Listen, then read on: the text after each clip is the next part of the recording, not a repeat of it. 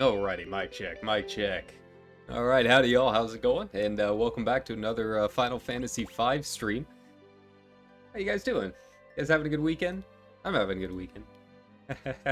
Got a lot of stuff I still need to get done, but yeah, we're making it. You know. I guess when you're a streamer, every day is kind of the same, right? But yeah, I thought the time to hop back in here. We've got a long way to go, guys. I was looking at like just the number of chapters on this walkthrough, and it's significant. Like we are like not even scratching the surface of where all we're going to be going. I didn't spoil myself in terms of too much as far as the story goes or anything. Just kind of looking at chapter numbers more than anything, and yeah, it's definitely the first, I would say, long Final Fantasy game. Very significant Final Fantasy game. So yeah, last time we ended here, let me adjust my windscreen a bit.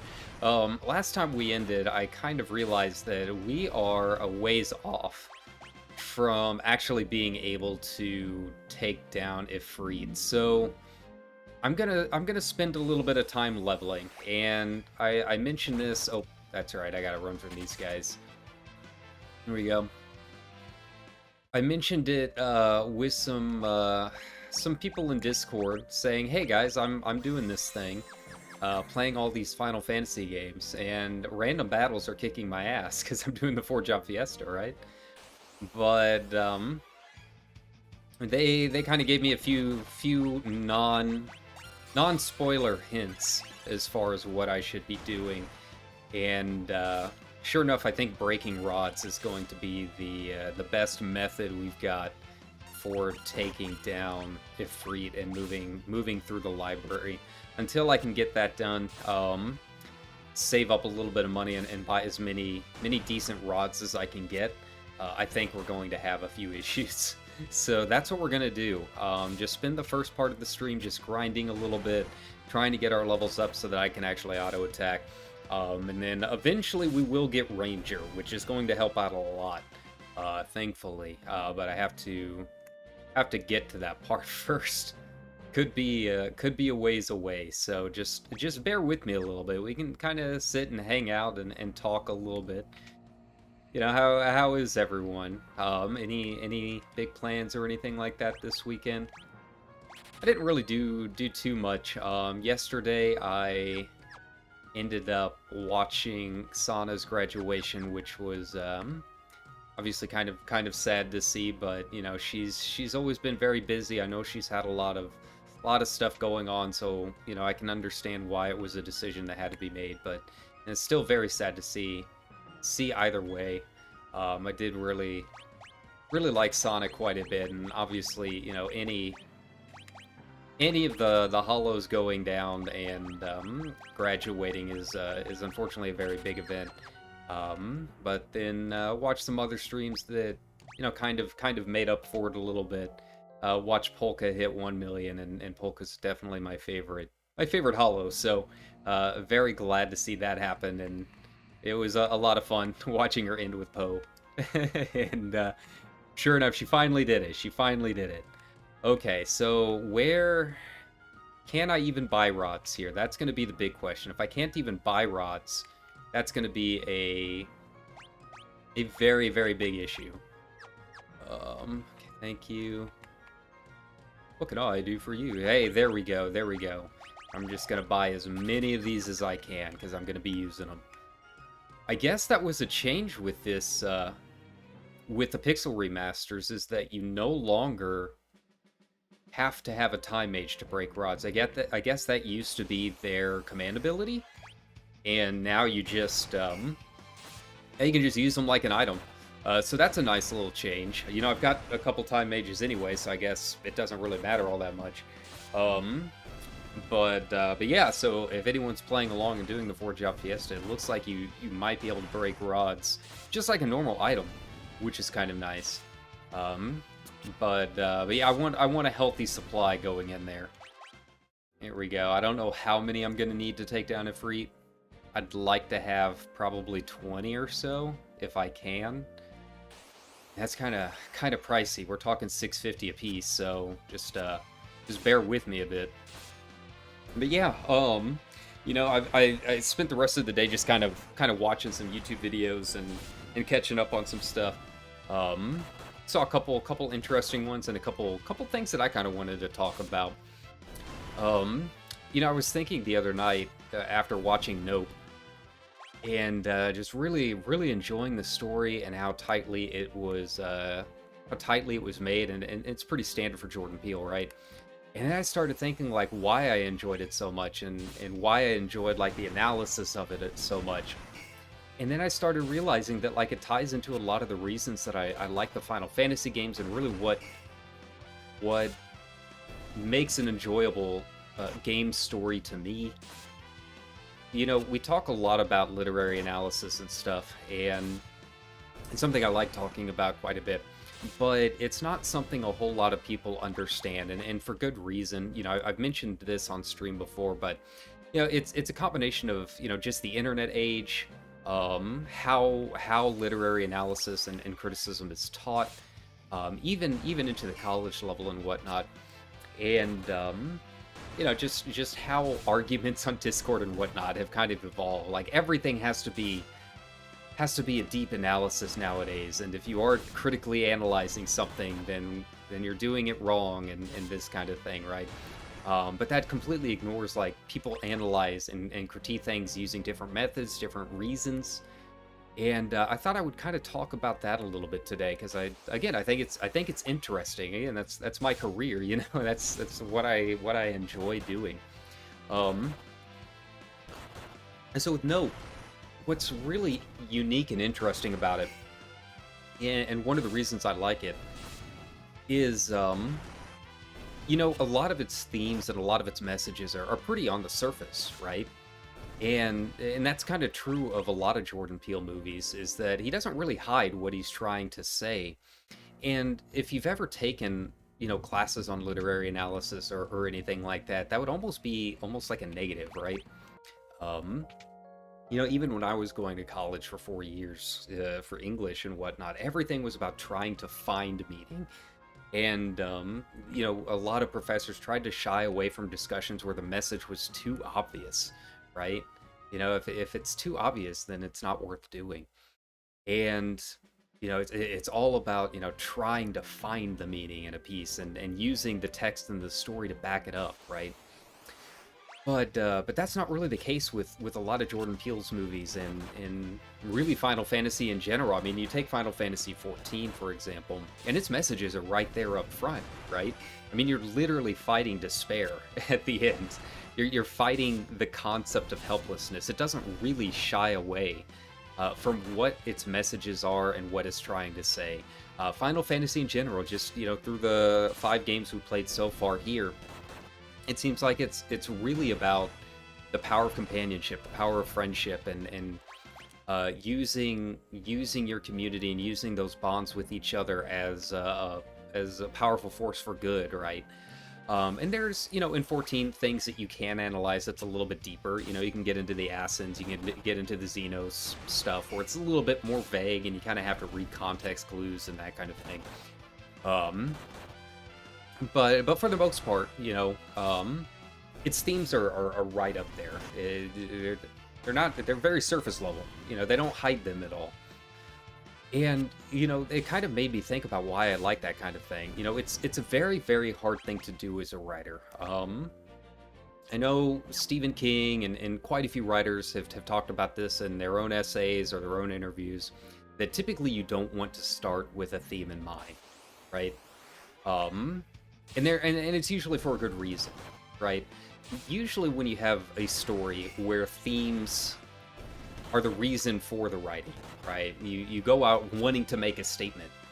It usually comes at the expense of characterization. It comes at the expense of plot. It comes at the expense of basically making sense. You know, a lot of books like that are so intent on trying to get their message across that the characters aren't usually super well developed. They make decisions that don't really make a whole lot of sense because, again, the writer is trying to force them into a certain message, that kind of thing. You know, it's all for a very, very good reason. You don't want your story to be super hand-fisted, right? Ham-fisted. Make it too obvious.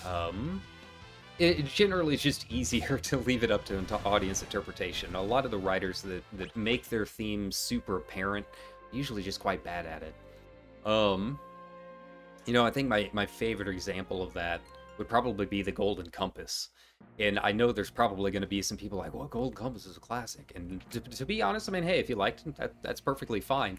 But, you know, I like the first two books, but then by the third book, it was too ham-fisted. It was too blatant in what it was trying to say. Like, the message overtook the rest of the story. Typically, you know, when you write a story, you want to develop your characters and then develop the plot and make a good story, do some good storytelling, right? And then the themes and the messages, the metaphors, all of that kind of thing. A lot of that can come afterwards, right? That's for the editing phase. You kind of look at everything you've laid on the table and say, oh, hey, I'm bringing this up a lot.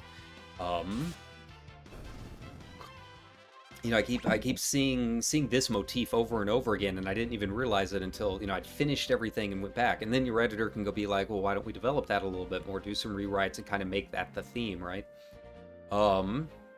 But, you know, the Golden Compass and whatnot, that was very clearly not the case. It's very clear that some of these stories, you know, they go out explicitly trying to make a certain statement, and that ends up hurting it. But the thing is, and this is where Jordan Peele, this is where Final Fantasy, you know, the franchise comes into play, and what I really like about really good storytelling, in both video games, TV, and pretty much any kind of media, but I think video games is probably a little bit more apparent, is that when a writer and a storyteller does it well, you know, I don't know Jordan Peele's process. I don't know what Ishikawa's process was to creating the story to Endwalker, right? I don't know if she started with the themes or those came later.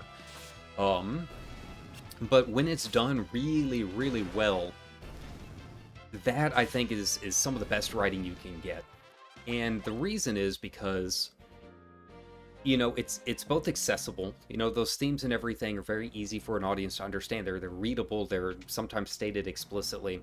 But then, if it's done really well, you kind of get to pick apart why it was done so well, right? You already know the message. You already know the theme. So then you can kind of look at the craft itself, right? You can look at the craft of storytelling. So it becomes less about literary analysis of the meaning and more literary analysis of the craft. How did the characters pull together? How did these writers take, you know, all of these little jigsaw pieces and build them into something that was both profound in a certain way, but also very, very entertaining, right? Here we go. I think 19 should be enough. We'll do a couple more fights here just because these dogs give a lot of gold. But yeah, so you get to really kind of pick apart like how the whole thing was built, right? Instead of constantly trying to search for meaning and then looking through the weeds of the text and trying to find the meaning that way. The meaning's already there, so you can just really kind of sit back and appreciate how it was built. It's like a really nice piece of architecture, right? The thing's already done. You might not always understand the process of why an architect built this thing a certain way, right? But you can appreciate it in its final form, and you can kind of appreciate the lines and the movement of a piece. And that's kind of where I ended up landing on Final Fantasy, on Nope. You know, a lot of my favorite pieces of media is that you know, they have their themes explicitly written, and then they're just crafted extremely, extremely well. You know, sorry, I need a lot of coffee today. And you know, that's something that I think audiences remember quite a bit well, you know, quite a bit better too, is that You know, those themes in that meaning is accessible to an audience. It hits that emotional punch, right?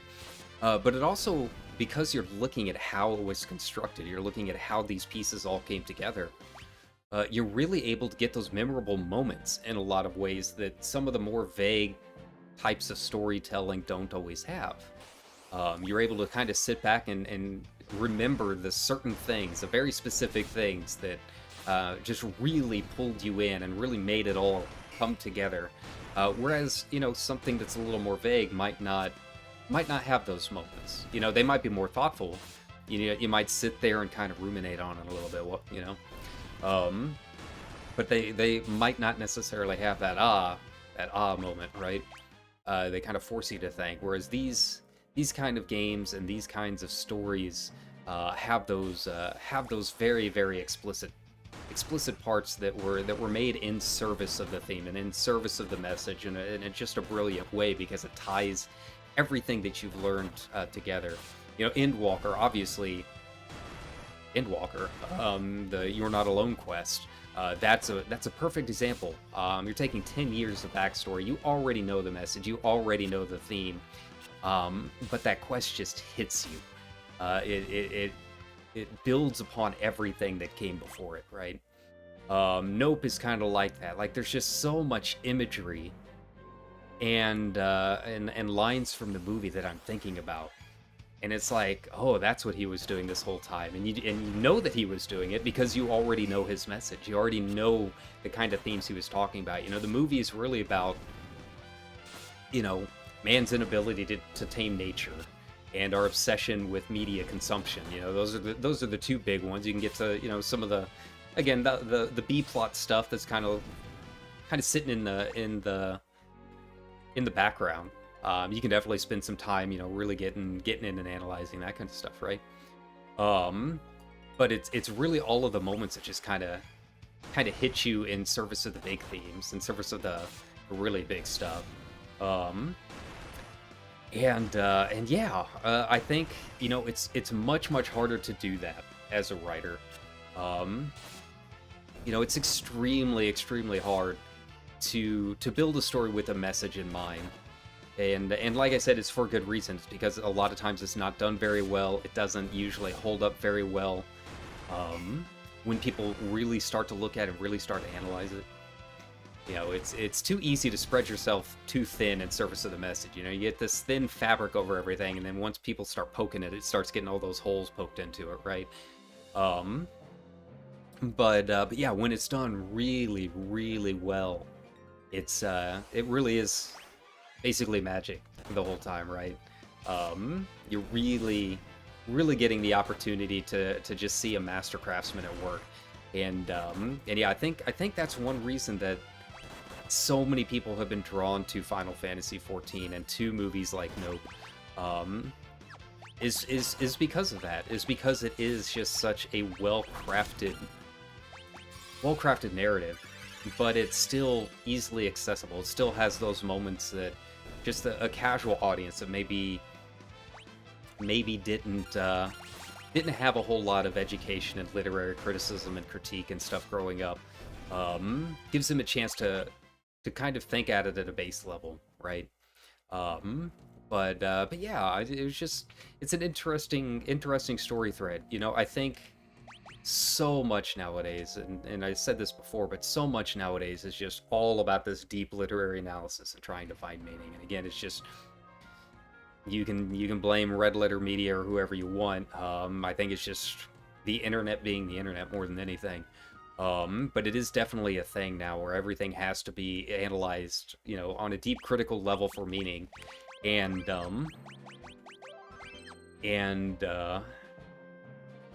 you know, anyone that's not doing this deep analysis of it is somehow lesser than someone that is, or they don't know how to appreciate works of art or something like that, you know?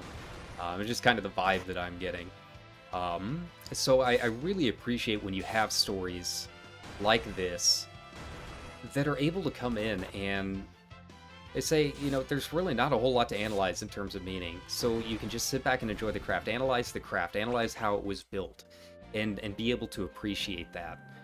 You know, Final Fantasy V here, It's Final Fantasy V. It's a classic. You don't need to extract a whole lot more meaning from it.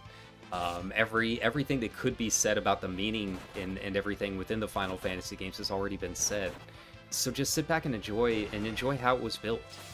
Enjoy the systems, enjoy the artwork, enjoy the little lines and moments of characterization that tie it all together.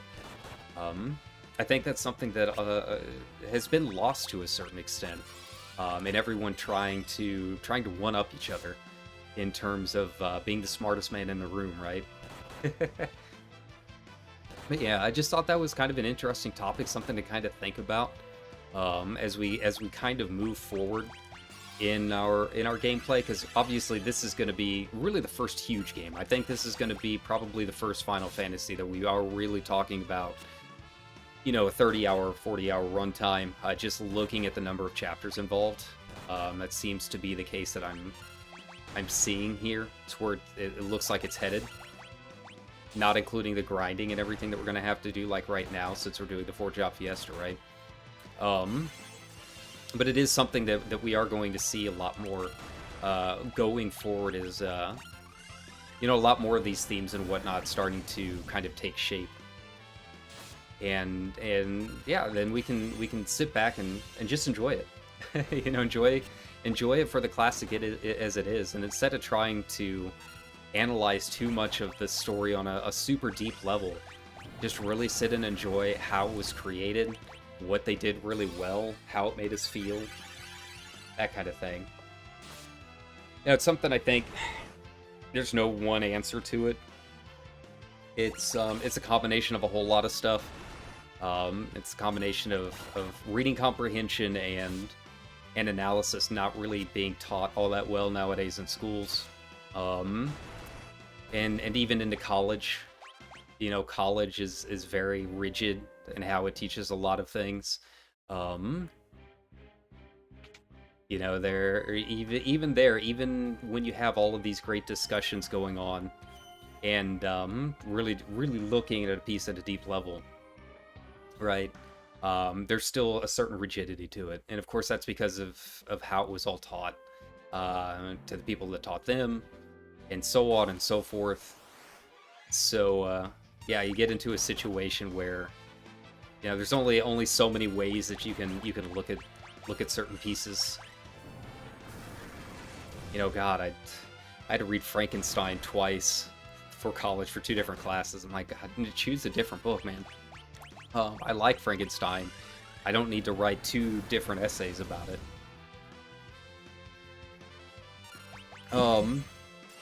But yeah. And I hope, and that's kind of something that I do a lot with my streams, is you know, try and push back against the norm in terms of how we do certain things, how we think about certain things. You know, I don't really like it when people come into a room and are like, you have to do things a certain way, and people want to come in and be the smartest person in the room because they think they know more than you do, and that kind of thing, or people constantly trying to correct others. It's just not my style, not the kind of streams and the kind of community that I want to build upon. So yeah, I like to kind of pose those questions every now and then, just to kind of, you know, see if maybe we can't start thinking about things a different way. Maybe try and accept that, yeah, you know, maybe critical analysis is good, but there's so many different ways of doing it. And I think the success of some of our more recent media has helped with that a little bit. I think people are finally starting to kind of, you know, open up to different perspectives, or learn how to think about things in different ways than they used to. Ooh, mithril gloves, is that going to be any good? I don't know. I don't think I have anyone that can even use it. Yeah, that's going to be for like my my paladins and whatnot. But yeah, that's just kind of my thoughts. I'm always interested in hearing other people's thoughts about it as well, and kind of opening that discussion. But yeah, it was just something I was kind of thinking about. I was just laying in bed last night, couldn't sleep as normal, and I was like, man, I really like Nope. And a lot of the reasons I like Nope, or a lot of the reasons I like Final Fantasy XIV, just in the way that it tells its story. So I think that might be kind of interesting to kind of bring up every now and then in future discussions, just kind of analyze it in a different way than we're probably used to. Okay, so I don't really know what level I'm going to need to be to really kind of tackle this library, since I've got all these mages. Like, my damage isn't great, obviously, but I've got these rods. It's just, I'm more worried than anything about how much damage all of those books do once I actually get in there. I mean, I guess with 2 white mages, theoretically, I can just never die, but it's just going to take forever to get through here. And then the other kind of thing that I was going to bring up, something that was on my little topic list for today. I know Josh Strife Hayes just put out a new video talking about MMO content creation.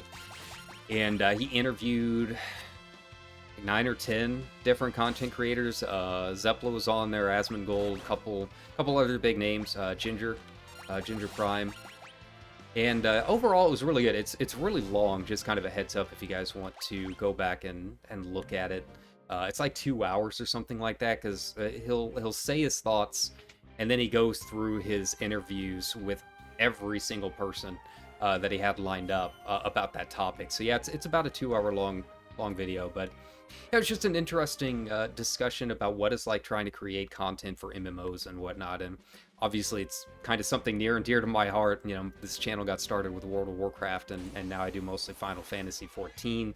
Trying to branch out and be more of a variety streamer every now and then. But a lot of the discussions that were in that video were very good. There were a few things I disagreed with, but on the whole, I think it was very solid, and it raised some interesting points about what it's like trying to be a content creator that really focuses on MMOs over anything else, because it is such a unique genre, both in terms of time you have to spend on it, and the kind of community that it builds up. You know, even on this channel, you know, I'll come back after a live stream or whatnot, and you know, this channel really got started with a bunch of World of Warcraft content. I had a few World of Warcraft videos that went up, and I guess they went viral or something like that. So I guess a lot of people kind of expect me to just kind of keep doing World of Warcraft stuff, right? And every couple of days, I'll see those subscribers drop a little bit as people realize that I'm not covering that anymore. And you know, it's a very interesting genre to talk about. I love MMOs.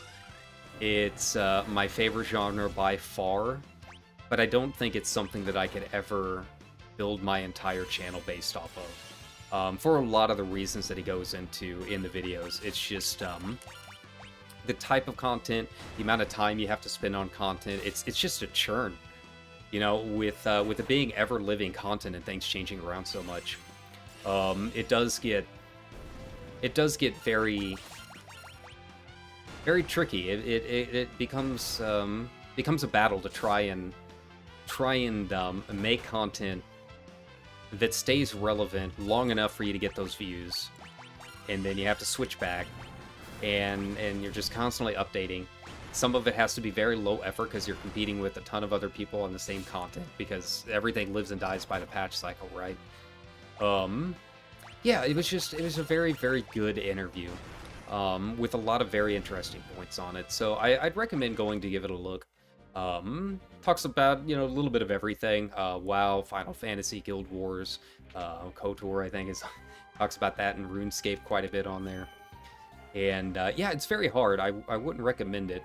My thing is I'm never going to change the type of content I want to do just based off clicks, which probably means I'm not going to be as successful as some of these other creators are, because I really, really hate the whole PogChamp face in the thumbnail thing, right? And a lot of content creators hate it too. They'll openly hate it, and they'll say that they're gonna do it anyways because that's how they make their living, right?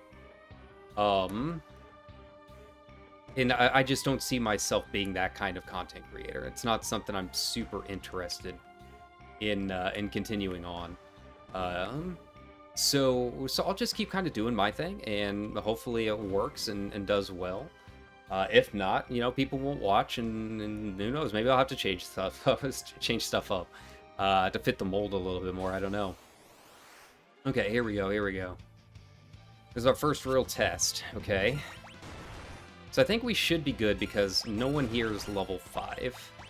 So I think we should be able to handle this decent enough. That was really the struggle the first time around. Yeah, you know, my channel is always going to be more just whatever I want to do. You know, I like to engage in deeper discussions. You know, I like to talk about sometimes, you know, pretty deep topics, both, you know, business of streaming and that kind of thing. Oh God, how many of these things are there? Okay, let's have Ferris cast a gravity now. There we go. Boom. Perfect. I think we should be okay at this point. But yeah, I'll always kind of keep doing the content that I want to do, and hopefully people enjoy it, whether it's on VOD or live streaming or whatever. You know, I'm not strictly a... Okay, there we go. I am not strictly a MMO content creator anymore. You know, I started the channel because that's the kind of stuff that I like to play, and I'm just always going to kind of continue to play what I want to play. But I want to kind of temper people's expectations that I'm only going to be covering Final Fantasy, and just kind of make it blatant that I'm no longer going to be covering World of Warcraft. Even if I do decide to go out and play that on my own time with some friends eventually, pick it back up again, it's not something that's likely going to be on the channel. Always just be a gamer, you know, play what seems interesting, give you guys a decent community to kind of come in here, hang out, chill a little bit, have a good time, and just talk about games, talk about what you love, talk about what you don't love, and just have a good time. You know, I could make the PogChamp face videos and talk about like is FF dying? All caps, question mark face. You know, things like that. It's not my style. It's never been my style. If we're gonna grow, it's gonna have to grow in our own way, and doing what we want to do, right? God, I don't even know how to handle this. Okay. And yeah, it does mean it'll probably be, you know, a smaller community, at least to start.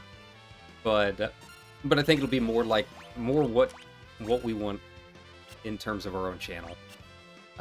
Do the stuff that we want to do. You know, they always say that the content creators, you build the kind of community that you want, right? If you don't like a certain content creators community, it's because they fostered that kind of community, right?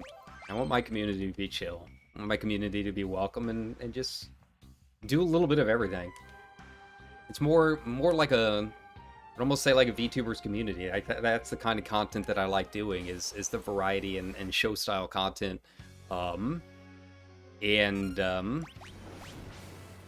Let's see. There we go.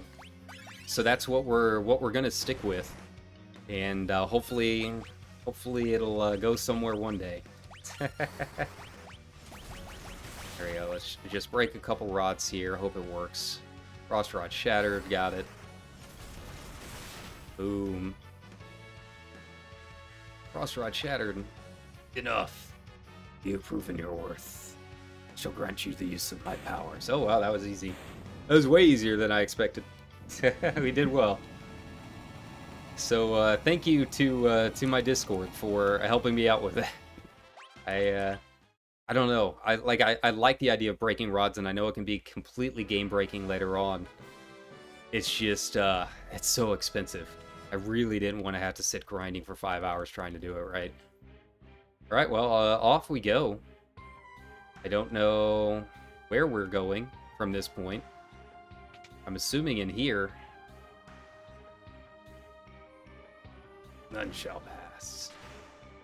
Ifrit, sorry, sir. Yeah, make way for the king. Boom. Alright, so we've got a summon monster now, which is nice. Happy about that.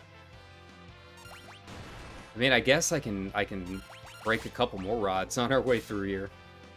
The problem is I'm hoping I don't run into Shiva later, because all I have are frost rods. I did not buy any thunder rods at all. We'll just have to wait and see, I guess. It's gonna go very, very badly. Wouldn't be the first time I've made that mistake.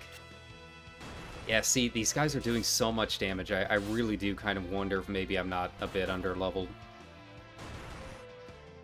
I mean, I could move them to the back row, but then I'm not going to be doing any damage at all.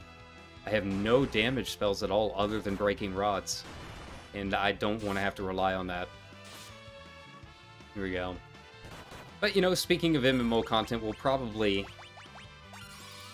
do just kind of a casual stream tomorrow. In 14, just kind of hanging out, seeing what's going on out in the world. Maybe get some dailies done or something like that, just to kind of remind people, hey, I do still play this. And that's the thing, is like I don't want to be like strictly an MMO creator. I want to play lots of different games and have a lot of fun with a lot of different things.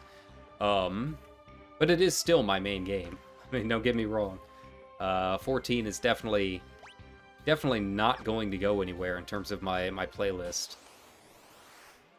Okay. I'm getting kind of tired of these guys, though. Oh, I did not mean to cure, but okay. I guess Gallop could have used that. Go. Alright, now we can auto. So yeah, we'll probably hop back in there tomorrow, just to kind of hang out. You know, I'm always going to be a 14 content creator. It's just not always going to be my main thing. You know, I don't want people to get confused on that. But yeah, it's been a couple days since I've streamed it, and you know, the way I look at things is like, if I'm going to be playing a game, I might as well stream it. Like, what else have I got going on? I don't have a whole lot going on for me right now, right? And sure enough, might as well put it on stream and have some fun talking with people in the meantime. That's just how things go. All right. Now, I don't know if I'm really even going the right way down here. Hey, this is just such a big area. Okay. I'm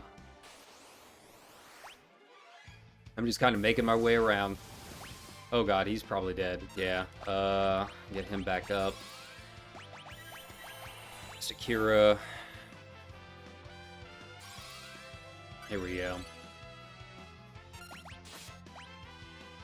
And these guys are kind of tricky. I mean, they do a lot of damage, and I don't know what I can do to get around it, to be honest.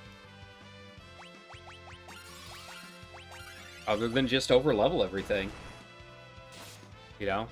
I mean, that's kind of my go-to strat anyways, but this is kind of a more extreme case than the past games, just because of the Job Fiesta, right? You know, I didn't get a whole lot of options when it comes to my starting crew. I really, really need to get that Ranger. But unfortunately, I'm not going to be able to do it for a while.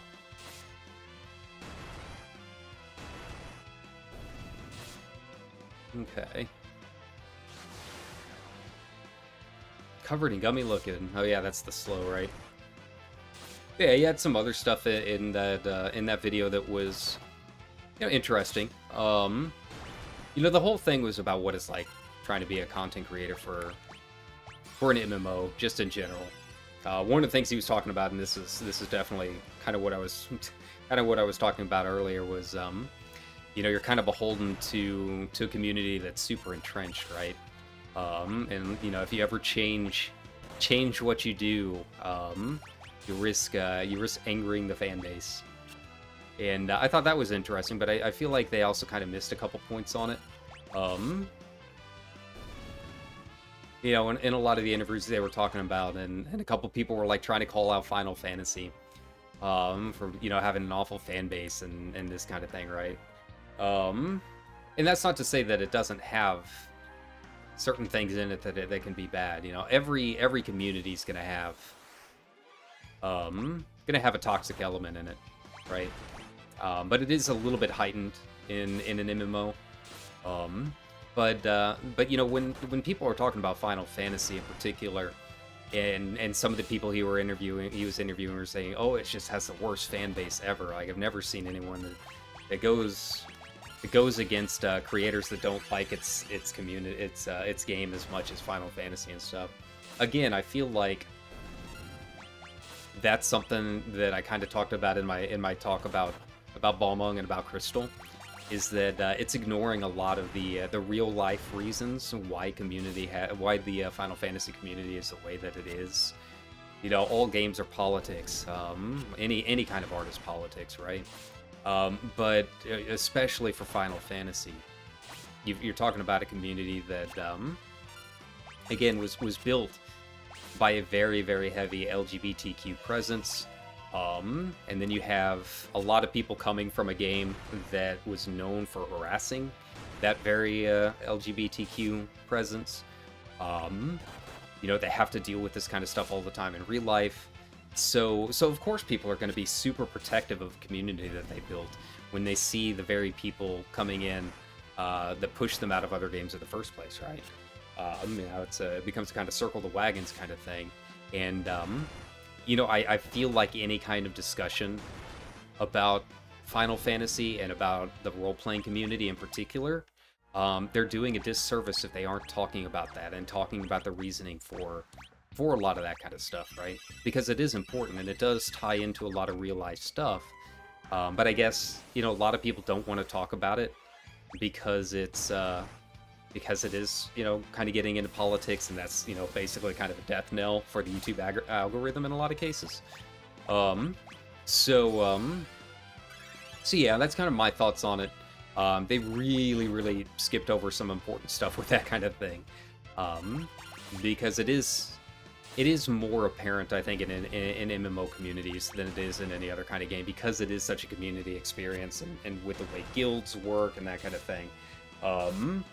It's extremely embedded into its culture, and I feel like anytime people are like, oh, the FF community is toxic, you know, there's certain aspects of it where that might be true, you know, but there's also a lot of elements that are kind of getting passed over there and aren't being talked about for whatever reason, that are still super important and still a super in a huge part of that community, right?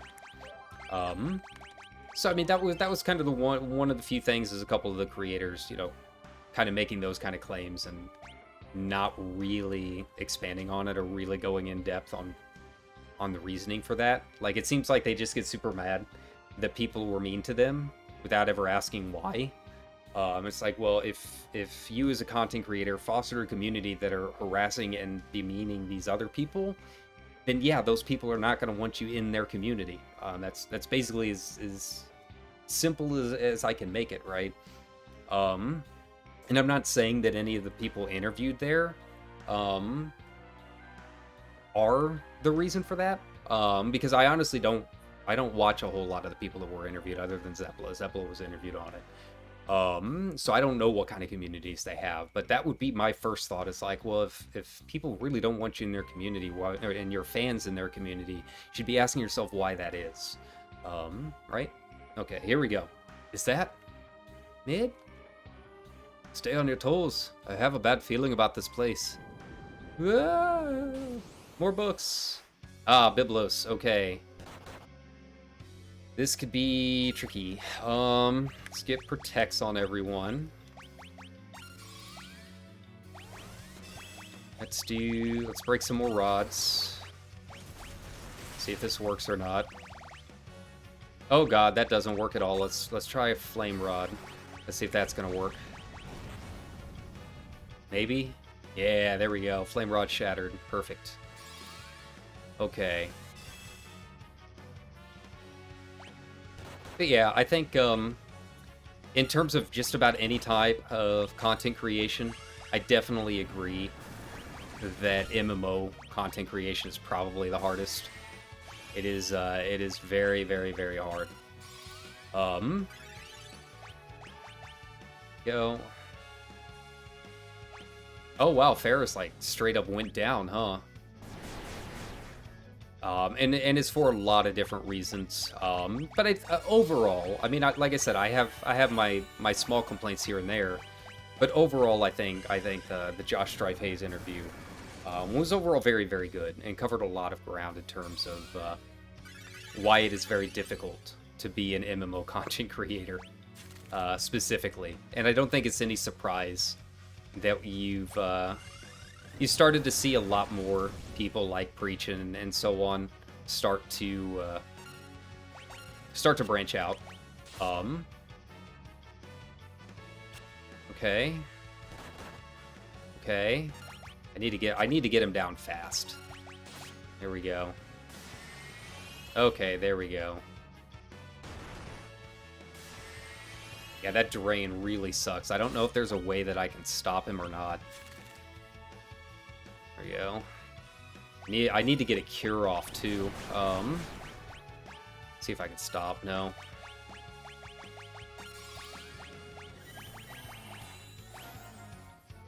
This is kind of tricky. That drain really sucks, and I don't know why mute didn't go off.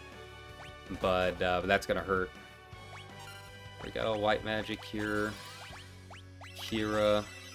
White magic. Let's try silence on him. Maybe it's just mute that didn't go off. Maybe silence will work. No. Okay. Use white magic, silence. Try it again. I'm just gonna keep trying it until it works, maybe. How much has he got left? 176. Man, I haven't done anything since he got that drain off, huh? Okay, white magic, cure, white magic, Kira. Do some basic hits. Yeah, this guy's rough. I really needed some more flame rods. This would have been a breeze. Okay.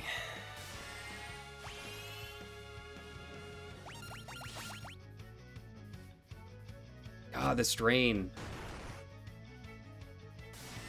I don't know why he keeps getting it off at a certain amount. There's nothing I can do against it. He just auto-casts it after his certain amount of HP, I guess. White magic, Kira.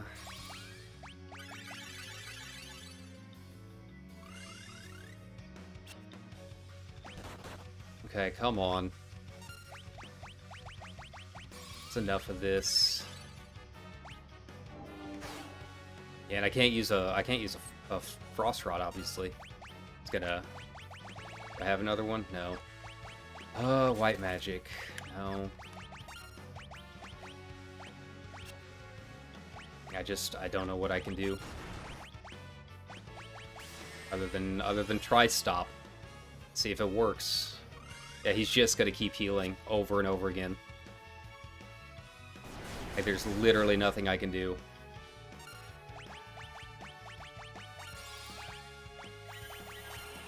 And try confusing him, I guess. I don't think it's gonna work.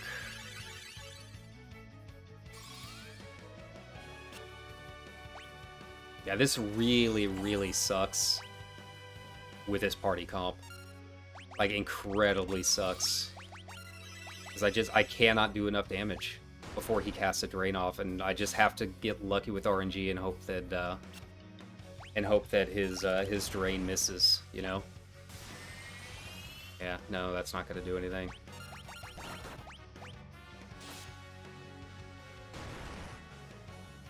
Yeah, I think I'm just gonna have to. I'm just gonna have to hope that I can get up. Either hope for RNG or just load the autosave and go back to buy a bunch of flame rods. Like, this really, really sucks with this current makeup. Way more than it I wanted... Try and get a haste off, see if I can get a couple attacks in before he does, you know?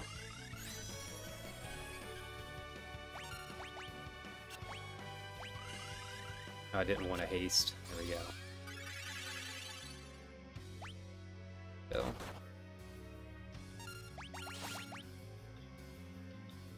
Yeah, see, it's just an auto drain.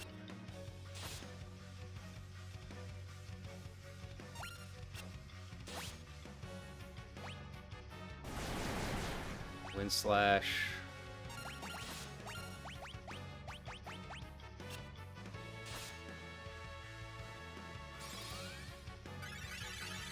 All right. This is gonna be enough. Doubt it. Nope. There's the drain. There it is. Like, haste helps a lot, but it's not enough. And I don't know what I can do because I don't have reflect on anyone. Yeah.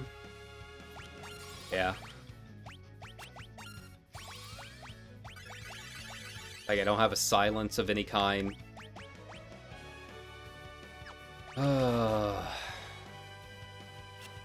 I'm missing half the time.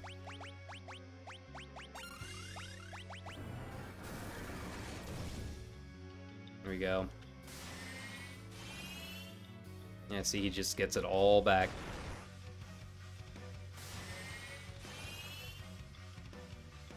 God, this sucks. I really needed a more flame rods. It'd be so easy if I had the flame rods. 2 of those and he'd be dead. But no luck.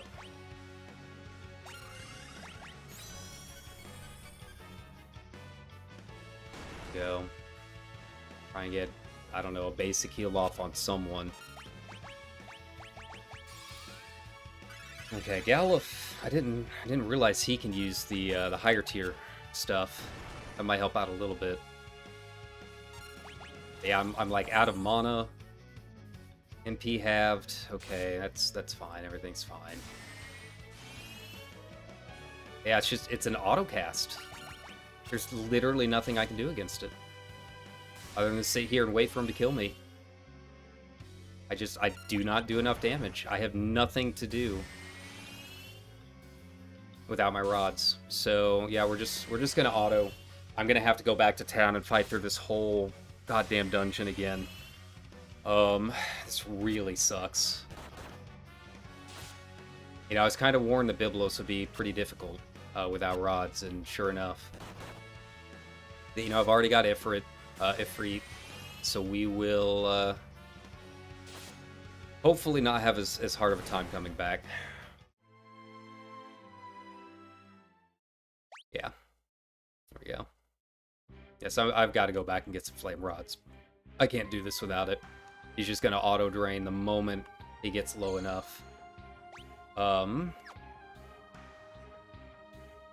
Okay. But how do I get out of here? That's going to be the other question. I gotta remember. We're just gonna run through it. I'm not gonna bother actually fighting any of this. How much? How much? Yeah, I've got enough money. I think we should be fine. Maybe. Can I not get back? Is that like the whole thing? Is that I no longer have a way out? Am I trapped here? I hope to God not.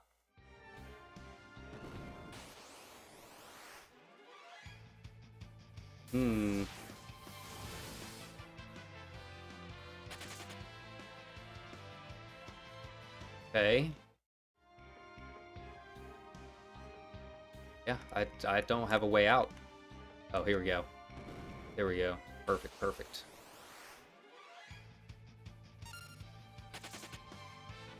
No, it's the cowardly way to do it, but I think if I'm gonna farm anything, it'll be those dogs. I think they were a little bit more efficient than trying to fight my way through all of this.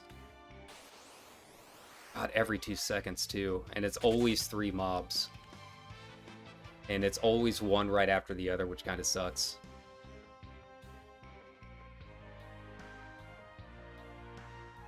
Okay, is this the way out? No, but I'm gonna take that. Okay. Yeah, if I can get these flame rods, it'll be easy. We're not gonna have to worry about it. There we go. Almost there. Almost there, guys. Run! It's a shame I don't have teleport. It'd be really nice if they gave that to you a little bit earlier in the game. Just auto escape out. Yeah. Okay. Okay, there we go.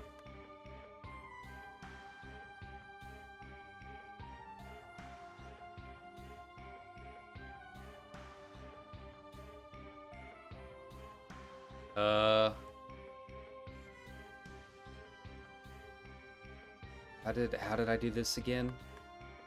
There we go, there we go. It's just not an easy thing to figure out until you've done it a few times, I guess. Yeah, we have to go out and get some more rods. Oh, so I mean, I'm having fun with 5, but there's definitely a few things that are probably a little more frustrating than some of the older games, because they were testing out new things and new kinds of boss fights, but they weren't tested all that well for a variety of different kinds of party makeups, I guess. I mean, who would have... I guess they never would have imagined about something like the 4 Job Fiesta existing back then, right? Oh, nope, nope, nope, nope, nope, nope. And these sands are dangerous. I also finally started picking up BDO again. Just as something to kind of play in my off time. You know, I made that video the other day that was like talking about, you know, some of my favorite MMOs and whatnot.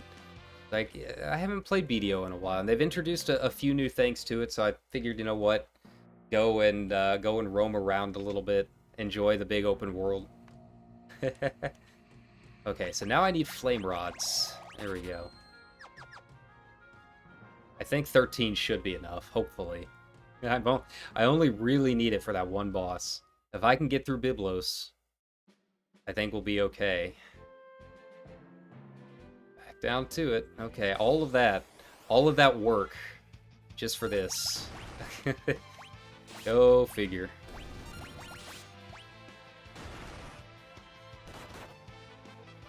God, we're an hour into the stream and I accomplished absolutely nothing other than just kind of talking about a few random things, right?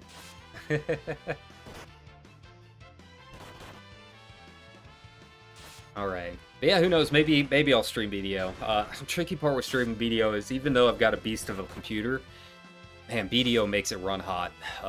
There's just no getting around it. And I don't know how it's going to look trying to stream it and play it at the same time. Yeah, that's kind of one of the downsides with it is they really want you logged in at pretty much every hour of the day, right? Because you can AFK fish and all of this other stuff, and a lot of the build orders and everything that you make in BDO are in real time, so it only counts it while you're actually logged into the game, right?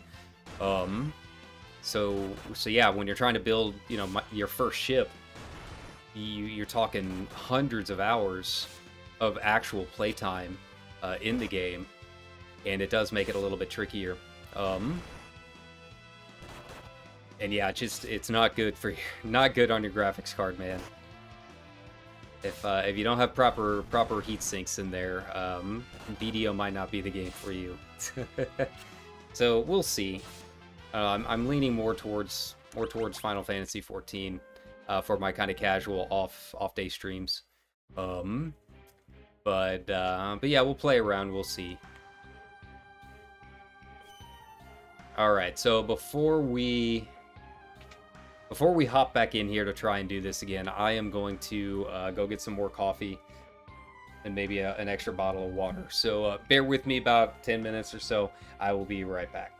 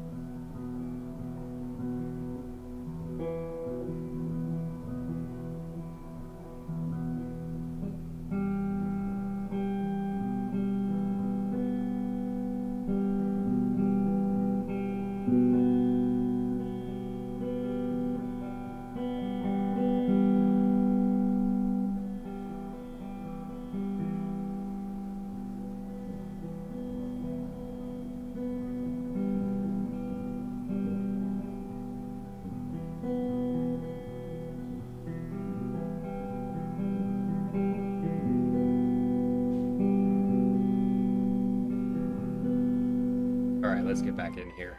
Just a short break. Yeah, I was kind of thinking, you know, with the MMO video, you know, I'm kind of interested in seeing how things kind of shake out in the future. Now that VTubers are such a big thing. I mean, I don't think there's anyone that can deny that VTubers are absolutely huge right now. I mean, Gura has what, 4 million nowadays? And what's interesting to me is that they are very much, sorry, I'm just adjusting it, is that they are very much variety streamers. And, you know, there's a lot of different reasons that they work and why they are a little bit different. But, you know, I think people are slowly trying to get back into different types of content. And I think that it's going to open up a lot of different ways. Like, I think people really do like variety streamers. And going forward, you know, hopefully it's not going to be as difficult to try and break into things that are not MMO related, right?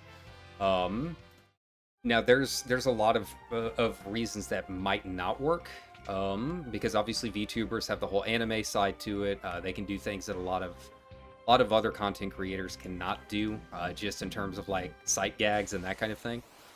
So I mean, you know, it's a lot more complicated than, oh, VTubers do variety content, so obviously everyone else will be fine doing variety content, right? You know, it's not quite that simple. But I think you're going to see that there are, you know, a lot of people who do like that kind of content, and that's the kind of content that I'm trying to create for this channel, right? Is even if I do play a lot of MMOs, I mean, so does Fabuki, but it's about, you know, having fun playing all kinds of different things, and I think if there is any overlap at all between the MMO base and fans of other genres, hopefully,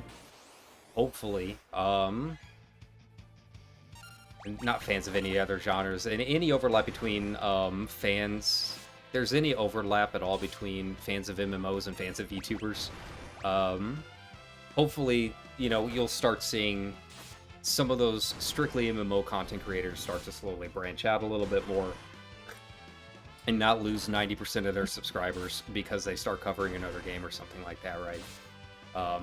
It's one of those things that's interesting because people change over time, right? Like, I'm different than I was 2 years ago. I'm definitely different than I was 10 years ago, let alone when World of Warcraft first came out, right? And your audience is likely going to grow up with you. You're always going to have this influx of new people finding your content, sometimes younger people finding your content, but you know, with MMOs in particular, you kind of have that same core the whole time through, and you're growing along with the game, right? And it's very interesting because these games are so old. I'm not gonna do the voice acting, we already saw all this, right? So yeah, I think it's going to be interesting to see if that mindset of, oh, this person isn't covering my game anymore, it's time to switch it up. Okay, so it actually is only time mages that can break rods. Got it. Good to know. But yeah, well, it'll be interesting to see over time if that's going to change things at all. So this is the end, but only for me. Call the cops, but not for me. Be blown wide open.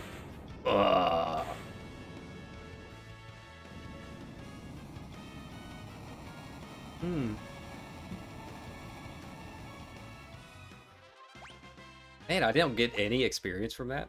Interesting. Yeah. Huh? I told you not to bother me when I'm reading.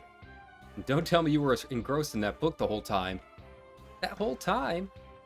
Now that you mention it, I did hear some rustling behind me. Was that you? That's what happens when people ask me things in chat. Things that I've been talking about the whole time. You've got to be kidding me. Strange bird, this one.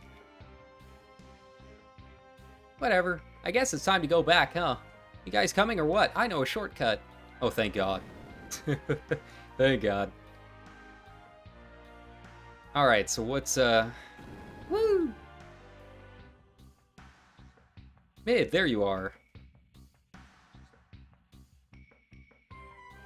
Mid, you're alright.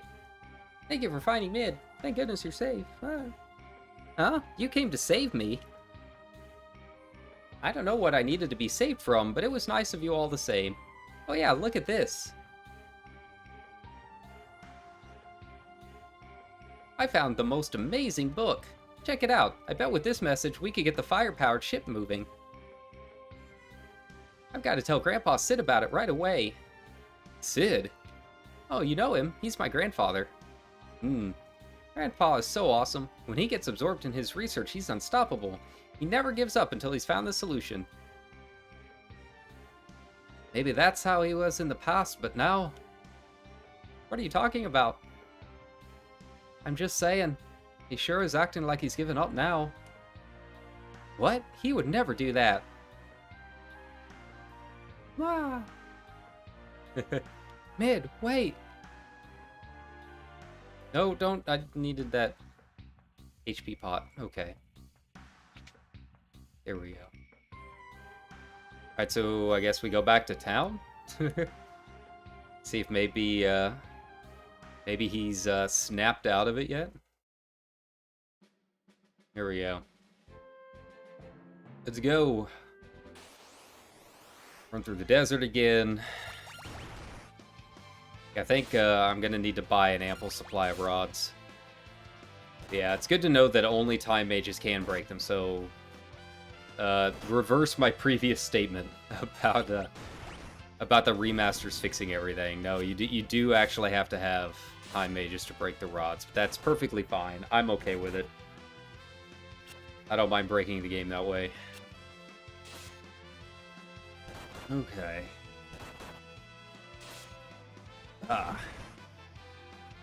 Well, if I can get through the zoo first. God, I hate these guys. They're just so tanky. Like, they're not really much of a problem, but they take forever to die.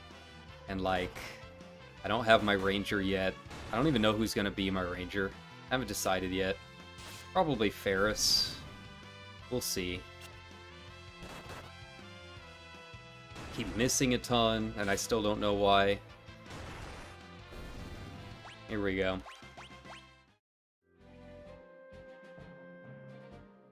Alright, it's nice to be out of there, though. Nice to be out of there, and hopefully I can start getting this, Nope, back attack. Not dealing with that BS.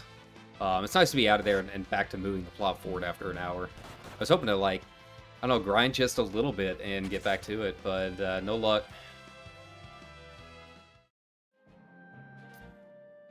Okay. First of all, rest up. Sid was upstairs, wasn't he? No, the queen was upstairs, that's right. There we go. How much money do I have? I don't think Biblios actually gave me anything, did he? That kind of sucks. Don't really have enough to buy, you know, 10 more rods. That's alright. We're at the point in the game where money should start flowing in a little bit faster, hopefully. What in the world is in here? Here to the west. Storm Chimera, be careful. Oh, I know him well. Don't you worry. Okay. Well, I guess really nothing in there. So yeah, I'm assuming he's up here. Yeah. Yeah. Another big thing is I am gonna start finally playing Minecraft on stream eventually. I've fully decided. The problem with Minecraft is, like, every time I click out of it, it kicks me out of the server, right? So I've got to figure out a way to stop that from happening, because I'm constantly clicking over to my second monitor. Sid. Mid isn't here? Come on, man. Pull yourself together.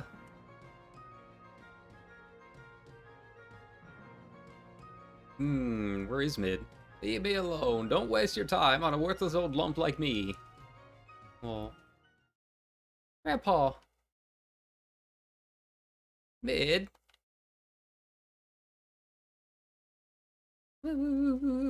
Panic. Ouch. Mid, stop that. What are you doing? Oh, I see. He's beating him. What am I doing? What are you doing, you silly old fool? You'd never give up. Never. Mid. You always told me not to be afraid of failing. You told me that if you mess up, you have to start over and try again. What happened to that? Mid. Just try that again. Mid, you're absolutely right. Of course I am.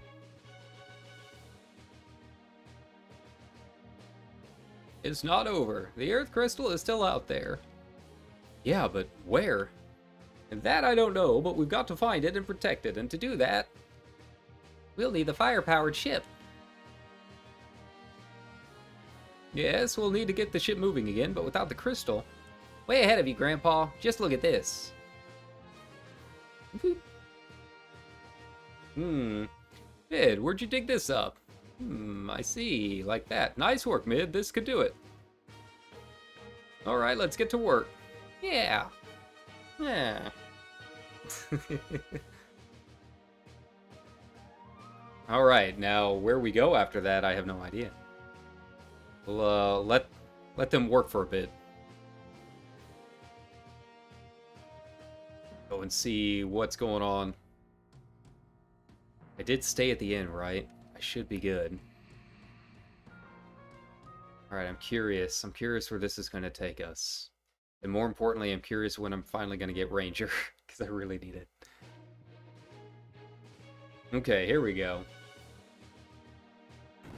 Whoa! Out of the way!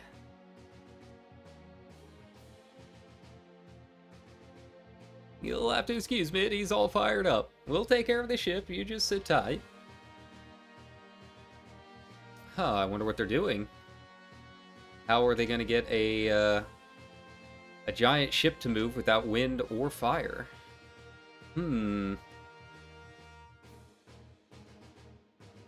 what's wrong? Yes, you do look even stranger than... Yes, you do look even stranger than usual. Galuf, are you alright? Oh, head. Oh. It was like I could never... It's like I could almost remember. Oh. Yeah, what's his deal? Grandpa. You remembering his own grandkids, maybe?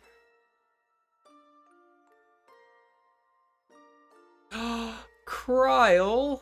Yay! Grandpa. Kryle. Okay, so that's how she comes into this game. Fun.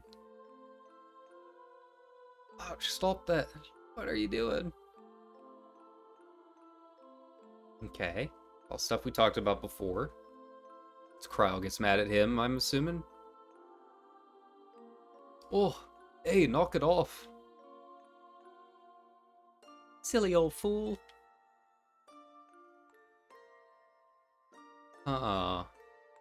Okay. Kryle. Galuf, what happened?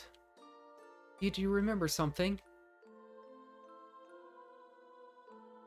I'm not from this world. Ah! Came here on a meteorite sent in from another world. Because the evil we'd sealed away 30 years ago was beginning to reawaken. Came here to stop it. Ah, okay. Evil is reawakening. That's right. A terrible evil at that.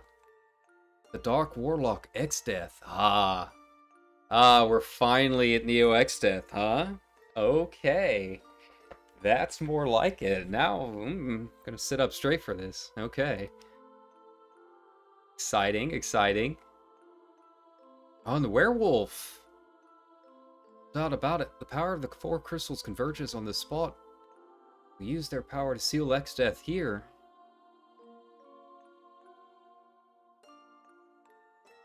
Huh. I know Kryl is supposed to be playable later, so how's that all work out? Hmm. I came here once before to seal him away.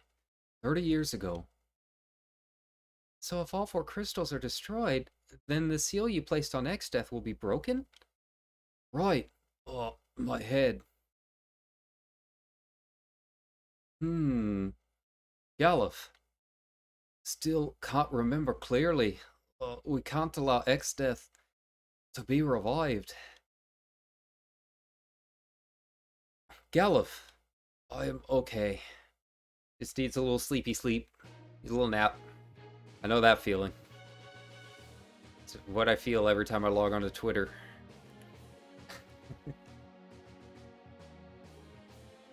Oh, here we go. Slept like a top. Oh god, and it's that time of year. Oh, okay. What was that? I slept like a top. I sound like an old man. Okay. Hey, it's finished. We are so awesome. Presenting a boat that will sail without any wind. Now we have a ship. We can go find the Earth Crystal. Righto, we're counting on you. We'll return to the Library of Ancients for now. We should be able to find some more clues there.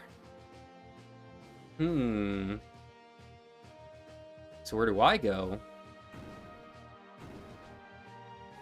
If you need anything, make sure to stop by. Take care of yourselves. So where have I not been that I can actually get to? We're off. Okay. I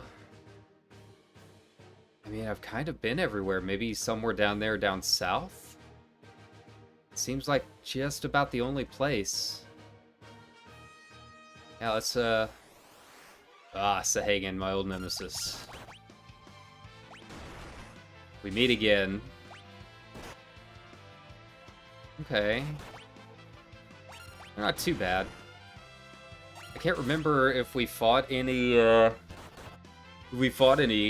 on the sea before. I don't think we did.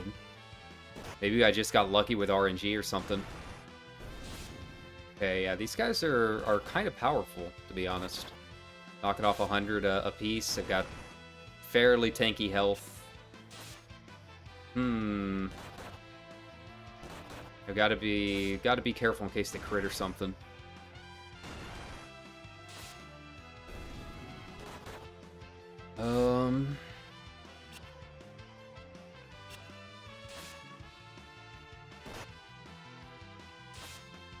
Yeah, it won't be too bad. They're just kind of annoying. You know, they do a lot of damage. They take off a fair amount of health. You know, we'll be able to get through it. It's just because again, they are random battles. You know, it just it takes a little bit longer than I'd like. Okay, and we'll go ahead and use the rest of these potions. Why not? It's not like I really use them a whole lot to begin with. Yeah, I mean, this is the only other place I can think of is go down here. White magic, Kira everyone, time magic, gravity. Yeah. Gravity, I think, is going to be my happy spell through the oceans. Yeah. Yeah, 275, so they've got, like, what is that, 550? 525? I don't know, I'm not good at math. There we go. I think that'll do it. There we go. Make it a little bit easier on us.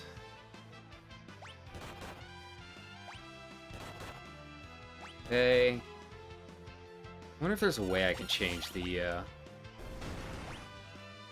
Maybe I should change it to active battle type.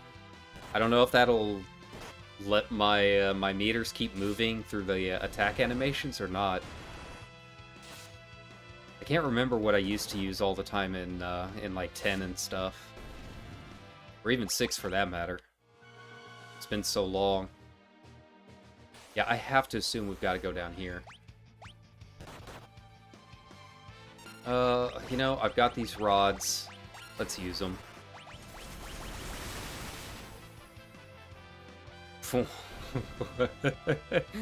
Okay. So, what I'm learning is that basically if you have the money, breaking rods is the way to go. They're just expensive. Very, very expensive.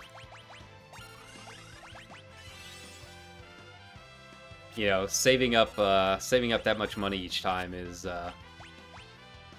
it's a little rough. But if you can do it, you can essentially break the game. I can see why everyone's talking about it now. Okay, okay.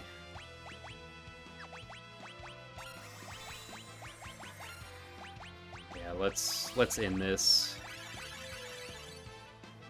I don't want to sit here on the ocean forever. I want to start making my way to the point where I can finally get my ranger. Okay. And apparently some rods don't break, which I'm really interested in learning about. Okay. Bio soldier. So the only thing I can do here is just test them. Let's just test them and see what they do. Okay, 202. That seems about right. That seems like it's about where I should be. It's just, where is the nearest town?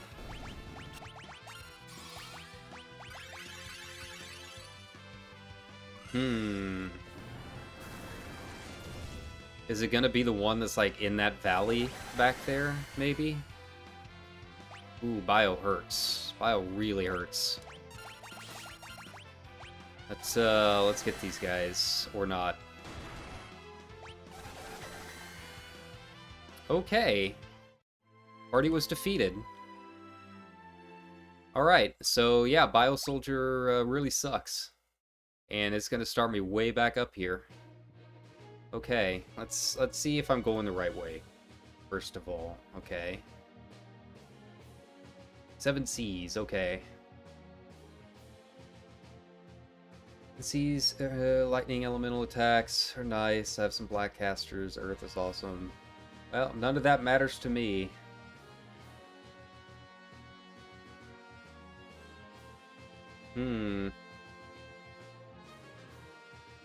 Well, take a look at the map. White dot to the southwest. Okay. Got it. Yeah, because I have a map now, right? Yeah. Yeah, so I'm guessing, yeah, I'm guessing that's it down there. So, off we go.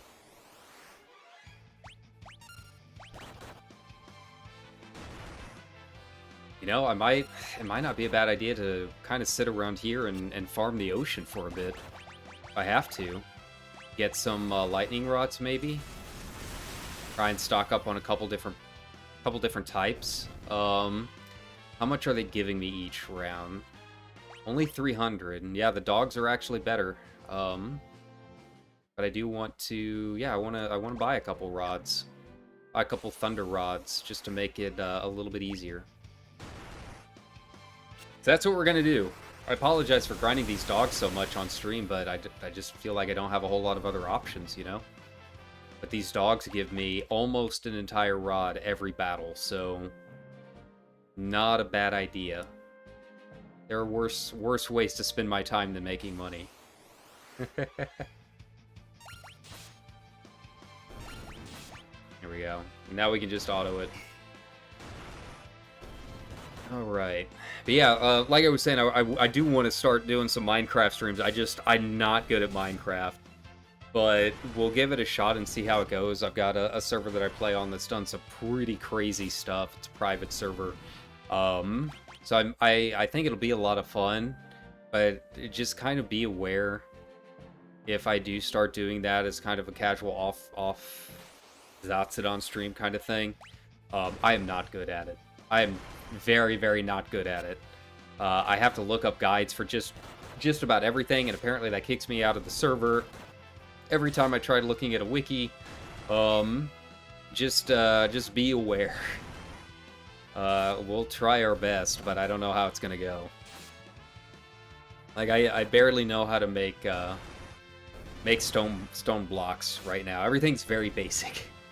Basic house that's got some windows and a glass kind of botanical garden kind of thing right now, but that's really about it. Nothing super fancy. I don't really know a whole lot about using redstone items and whatnot. So I don't know how interesting it'll be at first. No, I think a lot of the fun is just going to see how I can progress and how I can learn about the game as I go on. So you'll see, like, baby level Minecraft rising up to master, you know, eventually. But it's going to be a long process, so don't go in there expecting me to be some kind of god Minecrafter at all. Not even remotely close. But I think that'll be a lot of fun. I do like Minecraft a lot. I need more excuses to play it. And yeah, I think they might be just kind of comfy streams. Comfy kind of chill out and hang around kind of streams. See what we can build. It is a base Minecraft server. We don't have any mods or anything like that. I think the only thing we have activated is there's a constant location stamp on the screen, and there's no way for me to get rid of it. It's server wide, but it tells me the location that I'm in. That's really about it. We don't do creative mode or anything like that. Just vanilla Minecraft, which is how I like it. I don't care about mods or anything like that or doing anything super fancy. I'd like to see what I can build without them first. Okay, so how are we on money? How are we sitting? Okay, not quite enough to buy 10 rods yet. We're getting there. Slowly getting there. There's still a ways to go. I'm hoping the next town that we go to is going to have some. Okay. And this guide says we can also go to the southeastern crescent, whatever that means, the southeastern island. Oh, Crescent Island, okay. But yeah, aside from that, it doesn't say a whole lot. I don't know if we're going to be going there for story or for farming. I'm not really following the guide all that much, so I'm assuming it's down there. You see that in the southwest, that little passage that leads to the little circle down there in the very southwestern corner. I think that's where we're going. I'm fine with that. I don't know what's on Crescent Island. Okay. Wonder if I can get back to... Wonder if I can get back to the opening towns, because apparently there's a healing rod there or something. Tool? Waltz? I can't remember the name of it. I think it was Waltz, right? Or Tycoon, yeah, Tycoon. Go back there. But there's like no way for me to like get in there. So I would have to have my I'd have to have my dragon to get back there. But apparently there's a healing staff that I missed. That's what people on Discord were saying. It's not a super big deal because I'm not using staves right now. I'm using flails on everything. But it might not be a bad idea in the future. Okay. Let's get these rods and start making our way down there. I think with an array of thunder rods we'll be okay. What can I do for you? Ooh, as many as you can give me. Perfect, perfect. It's a shame the guys on the sea don't give me a whole lot. They give me a lot of experience, which is nice. But they don't give me a whole lot of gil. So I don't know how much this is going to help me in the long run. Here we go. Alright, let's go. Preferably without fighting too much. That's what I would like. You know, I'm gonna try not to use them as much as I can. See how much they do against water guys, though. Oh, okay. Nice. This is the power of Time Mage. Oh. Oh, you're approaching me.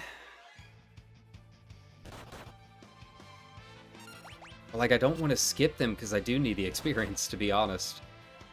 It's not... I don't know. I'm caught between wants and needs, right?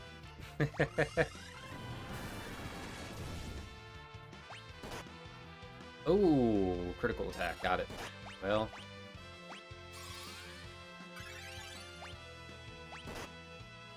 God, they just keep attacking him. There we go. He should be going down here pretty soon.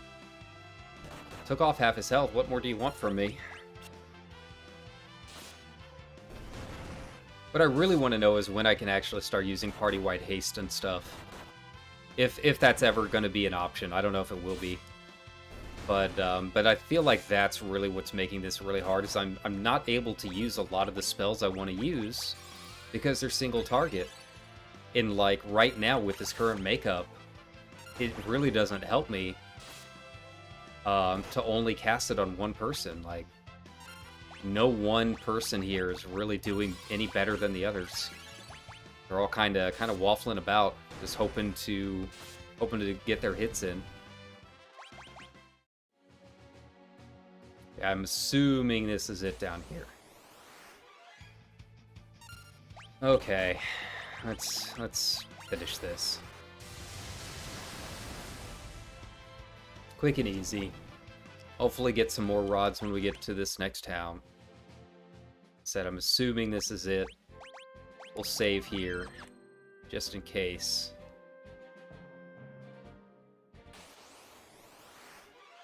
Nope, not doing back attack against a bio soldier. That bio really hurts, and I don't have reflect or anything yet. Okay. Once I get reflect, it won't be so bad. Is this? Is this Jericho or whatever the name is? Yeah, Jackal. Oh, welcome to Jackal. The people of this village are descended from the ancient Ronkins. Scree. It sounds like a big deal, don't it? You don't happen to have any serpents, do you? Ah, only 30 bucks. Not bad. Not bad at all. That's livable.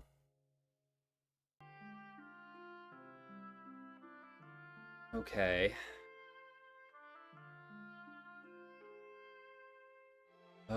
Shops here sell weapons and armor that were excavated from the caves to the north. Okay. Paul's an adventurer. He's off adventuring right now. Told me there was something underneath Crescent Island. Okay. Underneath it, though. How do we get underneath it? History Falls. Everyone says they're huge and that the view is breathtaking. Man, I want to go. Okay. Where are the shops? East of here. Ever heard of it? It really is shaped like a crescent. Okay. Okay, so that's why they're mentioning Crescent Island. Okay, those are 1,000 apiece, though, and I have, like, no money. Mage Masher. Okay. Okay, so only those two can really use it. Wow. So this is going to be interesting. So we're going to have to get farm. There's no way around it. I'm going to need to farm up a bit. Man, these guys don't offer anything, huh? Just some new robes, and that's really about it. Everything else is kind of already everything else here is already kind of stuff we've already got. Okay. So it seems like everything is leading me towards Crescent Island. Let's check the tavern. Play the piano. Got to do the important stuff right. If they have one. Yeah, there we go.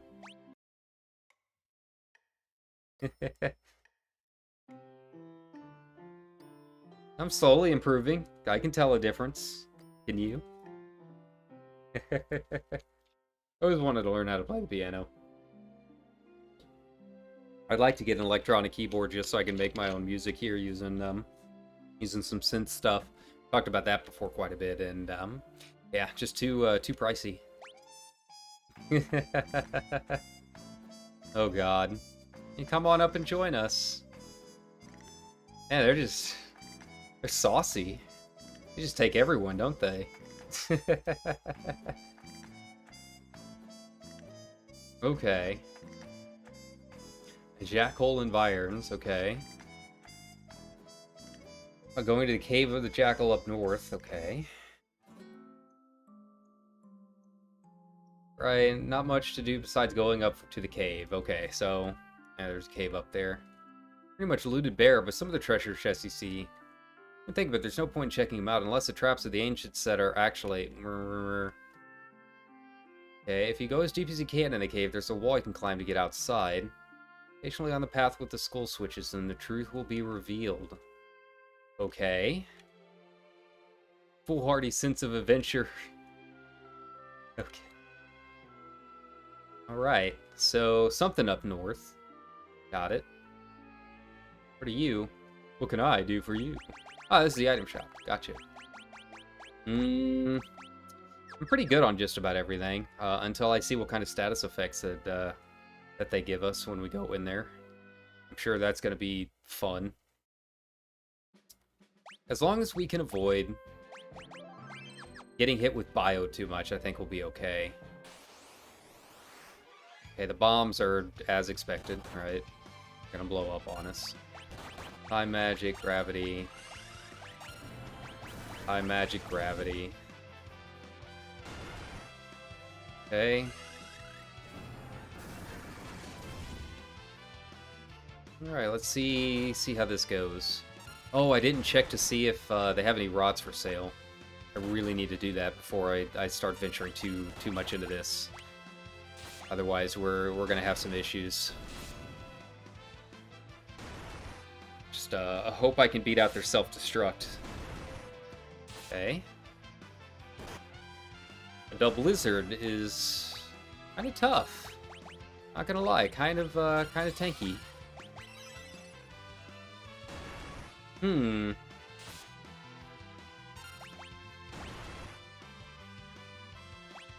Let's see. Let's try gravity. See how much he's got left.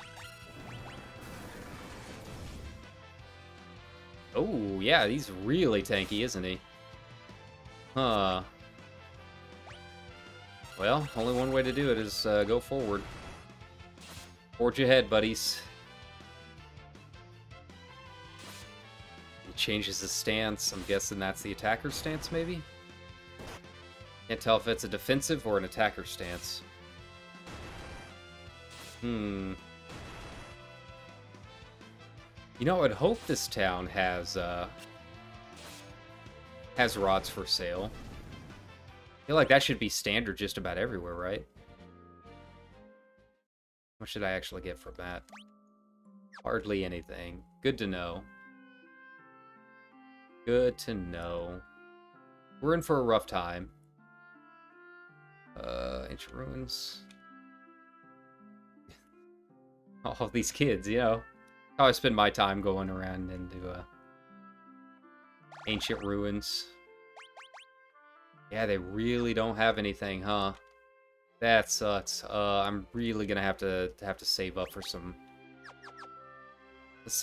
rods, and I'm gonna have to go all the way back north to buy them. Unless there's somewhere else around here. 100 years ago, our ancestors had a great civilization. Yeah, you didn't have any rods, did you? No. Okay, yeah, that sucks. That really sucks. I really wish that we had more options. Okay, so let's try and find some of the bio guys and see if maybe they give me more money.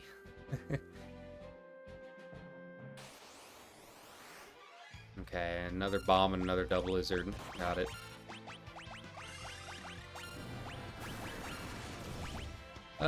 Let's cure everyone. Get everyone topped up.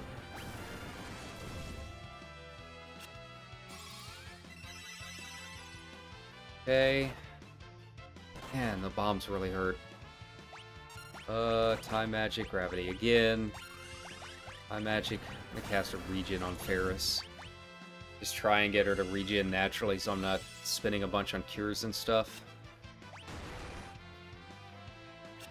Oh, here we go. Now they're doing it. There's the bombs we know and love. Or not.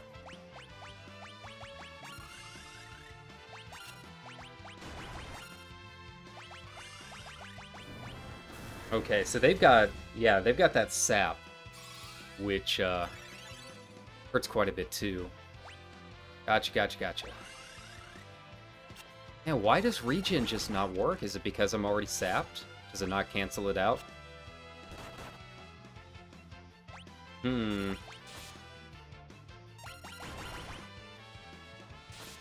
Yeah, I don't know how this is gonna go.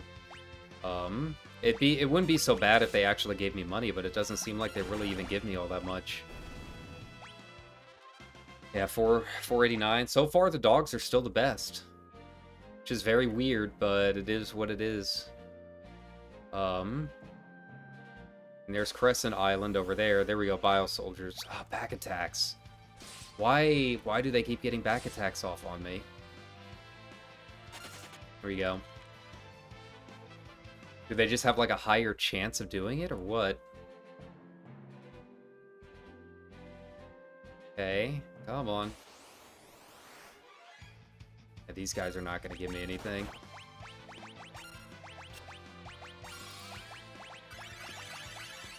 But, you know, we'll fight them anyways. Every little bit counts. I just really wanted to see how much the Bio Soldiers gave me. I mean, we have enough rods that I might be able to go through and do it for now. I'm really only using them against bosses. So it might not be too bad. Oh god, that's a lot of damage. Okay, here we go. Yeah. I don't know, should I use a tent? We'll save it for now. I'm sure they're gonna have a save point in here somewhere, right? Okay. Well, it says wait, but it doesn't tell me to wait for what. Nutkins! Nutkins! That's what you're throwing at me? Okay. Give me your sacks. Here we go. They die in, like, one hit. Okay. Sure. Why not? Ah. Ah, a Skull Eater. The other Nutkin. I don't even think I can get him down, can I? Oh, Jesus. Nope. Okay.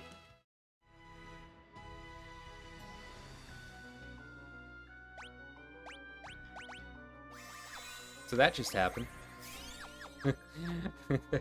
So, yeah, avoid the Skull Eaters. Where am I even going?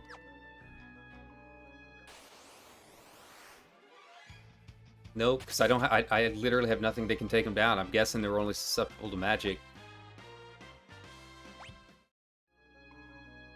And I get stuff for it?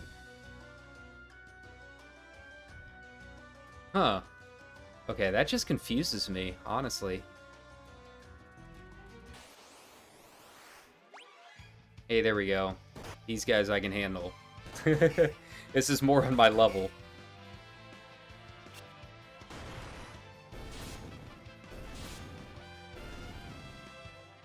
Cool.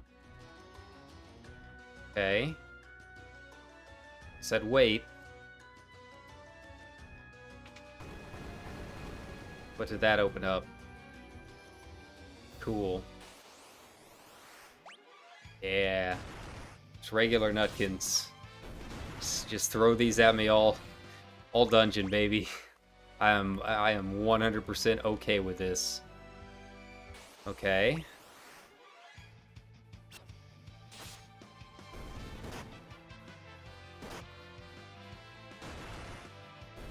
This is a Very interesting touch.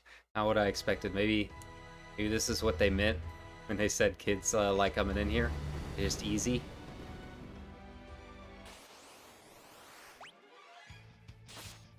Okay, so how do I get the door open? Here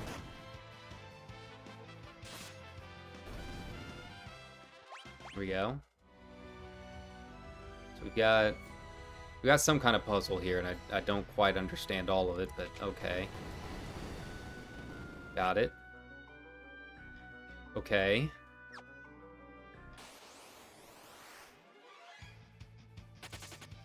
Okay, as long as he flees, I'm fine with that, because we still get ABP from it. How do we get the door open? Yeah. How? I'm just very confused. God, and if he gets that guaranteed hit off. Ow. Okay, what in the world is going on here? Yes. I think there's a... Okay. Curious. Curious if there's something inside that other chest down there. Oh, man. Well, these guys wouldn't be so bad if I didn't miss all the time. I really don't know what's going on with our accuracy and stuff. Yeah, it doesn't even seem like they have an accuracy stat. Huh. Okay. And nothing here. Nutkin. Well, I mean, I was expecting a lot worse coming in here. I mean, I might have to go through Phoenix Downs or whatever. But for the most part, that's only in really dire circumstances. Everything else is just regular old nutkins. Can't really complain about that. Not at all what I expected. I can't remember if there were nutkins in any of the first 4 games. Are these our first nutkins? Another classic foe back. Okay. Oh yeah, preemptive strike. That's what I like to see. Cool. Hey, and we're learning more magic. That's good. That's good.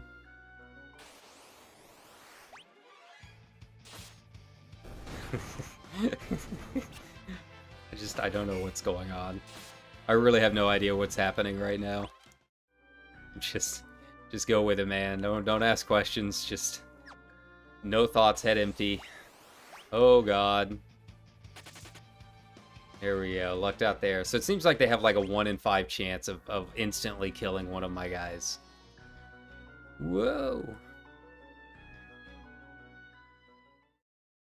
World. The world is happening right now. Why? I am so confused. Okay.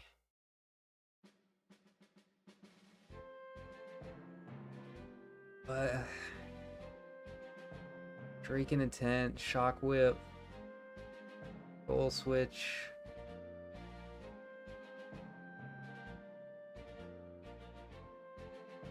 And that is all. You can climb out the north wall and into the overworld.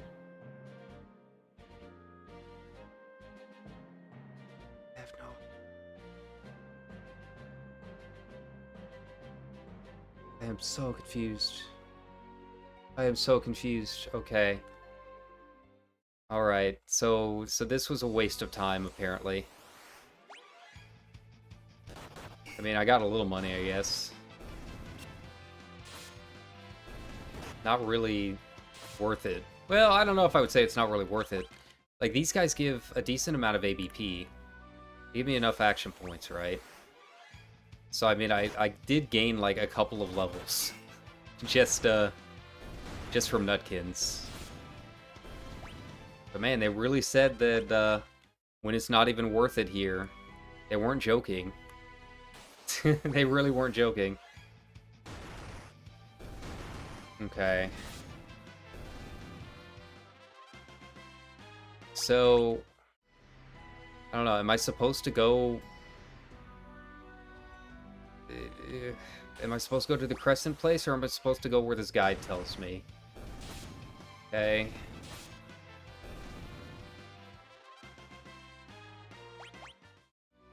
Like this guide wants me to go to Easterly next, and I don't really know if it's worth it at this rate or not.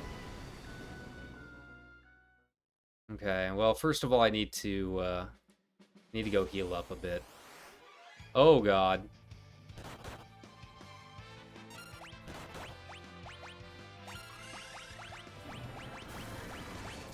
Okay. Everyone topped up. I don't want them to sit here too long until they get their self-destruct off. Okay.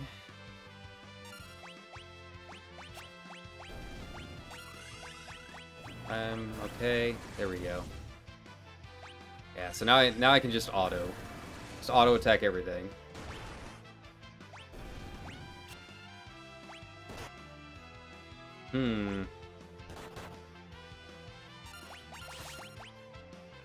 Much better, much better.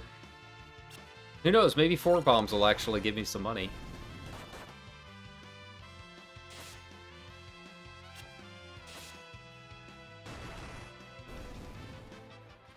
Okay, so it's saying to go to Easterly next. Forest of Easterly.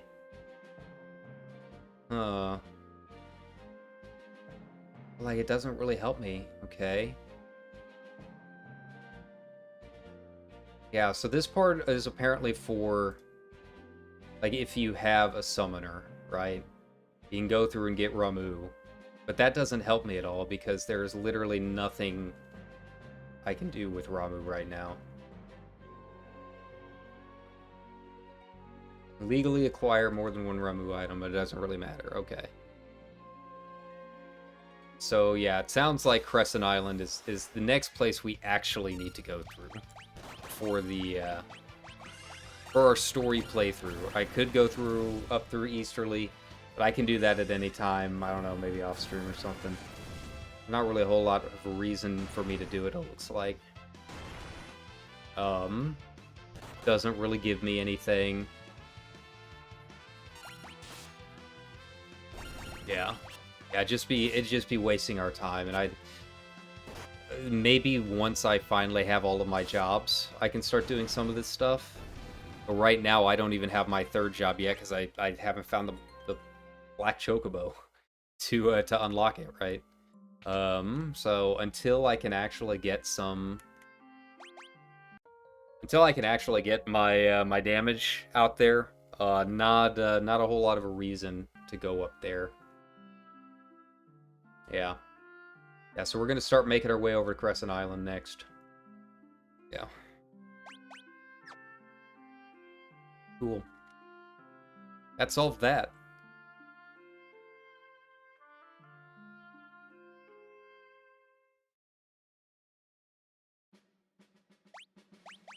I wonder if I could just... Maybe if I should just run from all of these open world mobs. Just to get through it, you know? Get back out onto the ocean. I mean, they don't give me any money. They're kind of a pain. If I'm gonna level up and stuff, then I'd probably do it up north so I can have access to rods. Yeah, let's just go to Crescent Island and try and get through there as fast as possible. I don't know if they are going to have a town on there or not. Probably not, I would guess. So what's going to be the closest town to me? Sea Ibis. Oh, ouch. Okay.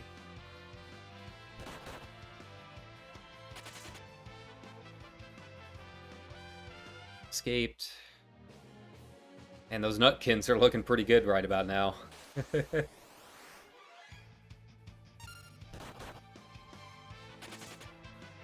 Okay. So I wonder what's here. You know, this could be trouble. I don't know how well we're going to be able to handle everything here. Don't have a whole lot of rods. Don't have enough money to go buy a bunch of rods. Don't have enough money to go buy a bunch of stuff.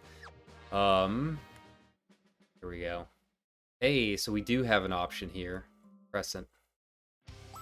Ah! Not again! It's another quake! Huh? Oh! Huh, he knew what was going on. What the crap? The ship! Oh no, the ship's sinking! Oh, so we're like stuck here now. Oh, well that kind of sucks. I wish I knew that before. Goodbye, ship. Okay, well that's what I get. Maybe that's why they were saying go to Easterly first. That's fine, it's all fine. A lot of earthquakes on this island. Each one causes a whirlpool to form in the bay. Well, aren't you unlucky? Tell me about it, Gramps. I was blessed. Crops grow on their own, and even though it rarely rains, nothing ever seems to need water. Good harvest this year. Okay. So yeah, the volcanic soil is really nice. Gives me the creeps. But where is the underground? Interesting. And I'm guessing all of the good items were over in the in Jackal. Oh no, hey.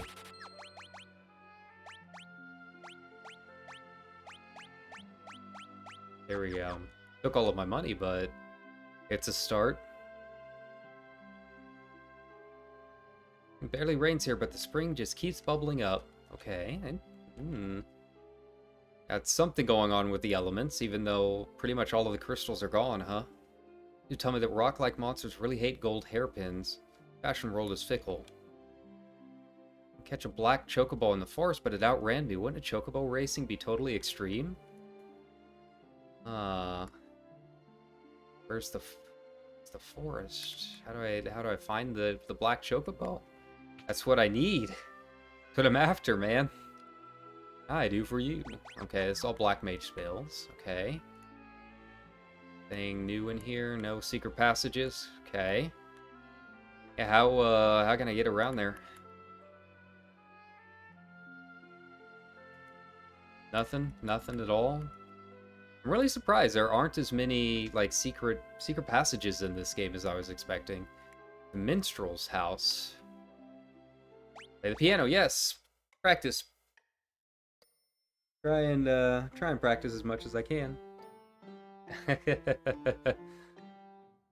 Hey, a little short one, but hey, no, there we go. He's popping off. You go, Bartz. You're learning slowly but surely.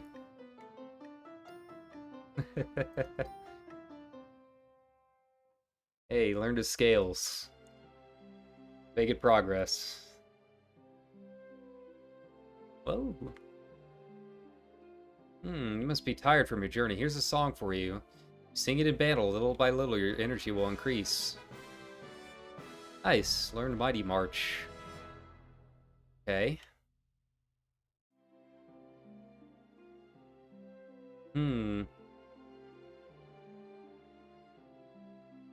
Alright, well, not a whole lot else I can do here. Rest up and then, try and find, I guess, the chocobo or whatever this cave is.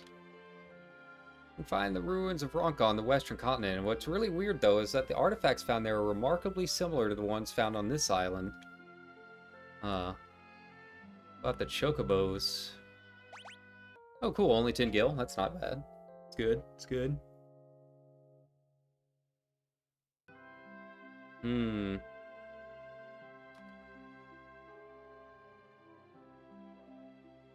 Item shop that I'm guessing doesn't... Yeah, not really a whole lot I can do with it yet. Spend all my money on these shirts. You know, I can't do it in real life, so... make the most of it here. Yeah, I got no idea. I've got no idea where I'm going. I'm just running around, really. There's supposedly something in the forest somewhere. Chocobo of some kind. Let's go. Let's leave the town.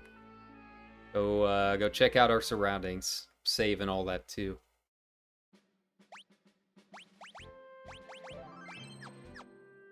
Okay. And the black chocobo, as we know, flies. What the heck is that? Is it a chocobo? Doesn't look like any chocobo I've ever seen. Whatever it is, I'll catch it. Wah! It's a black chocobo. That means this means they aren't extinct after all. Yeah, guess not. I heard black chocobos can fly, so giddy up. Hey, there we go.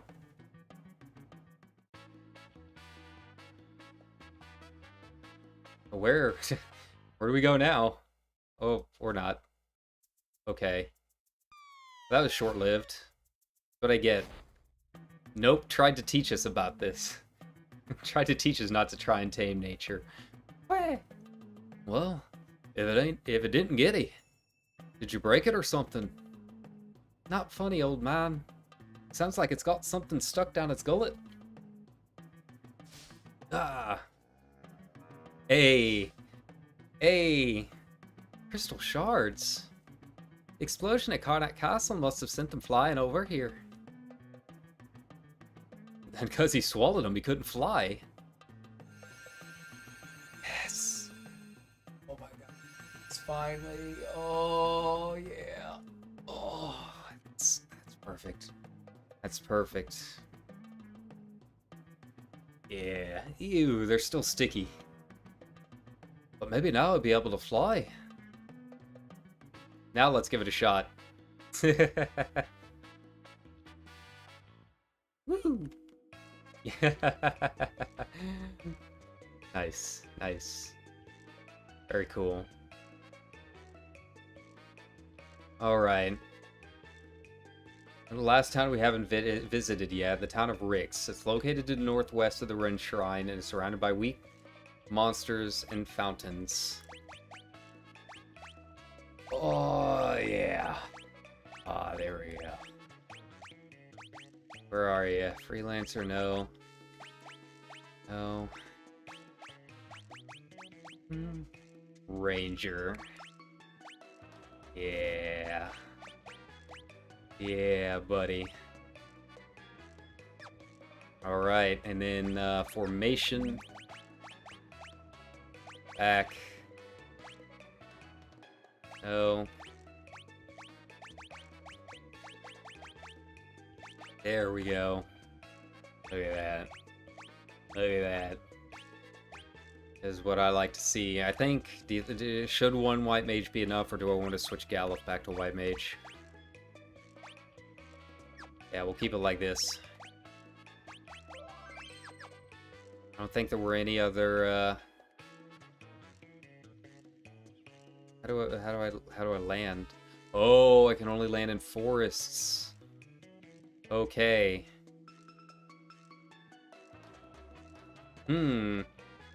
Where else am I going?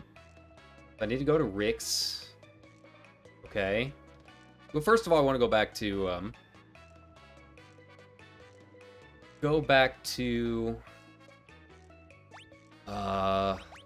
Typhoon.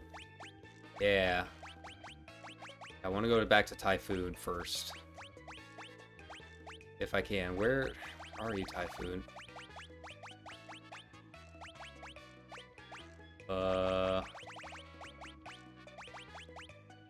Okay. Oh, I guess this is it, huh? So I guess I can't get around that, huh? Where was Typhoon again? No. Typhoon meteorite. Yeah, let's go check out the meteorite, I guess. Wait, no. Whee! Castle Typhoon. Cool. Hey. Princess Lena. Hey, someone said, you know, come here to get the cool staff. So here we are. Okay, so the Chancellor wants to speak to me, huh? What dares he ask of the princess? Okay. Princess Lena!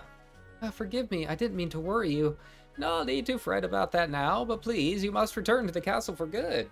Our guard is severely weakened by recent monster raids, but there is no way we can recover without our princess. I'm sorry, I cannot stay. Princess, you have a responsibility to this kingdom. Yes, but I also have a responsibility to the world. Right now, we are all in danger. What's more, Father is still alive, and I understand, Princess Lena. We will protect the kingdom in your stead. I swear it. I swear to return and bring Father back. Until that time, please hold things together here. Hope, hope. Well, will you at least stay the night? Certainly. Free rest, hopefully. Maybe. Aw, Lena's backstory. Here we go. It was worth coming back here.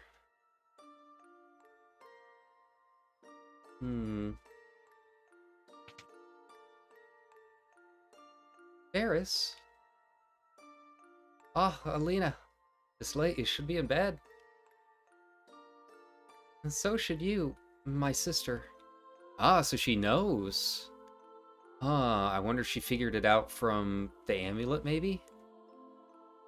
I'm right, aren't I? You're my older sister. What are you going on about? Me? You're... Don't be daft. But... Besides, a buccaneer like me, really a princess, sounds a bit far-fetched. I wonder how she knew. But your pendant. Ah, so it was the pendant.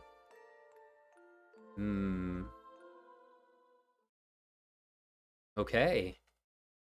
And then there's Bart's. What's he up to? Up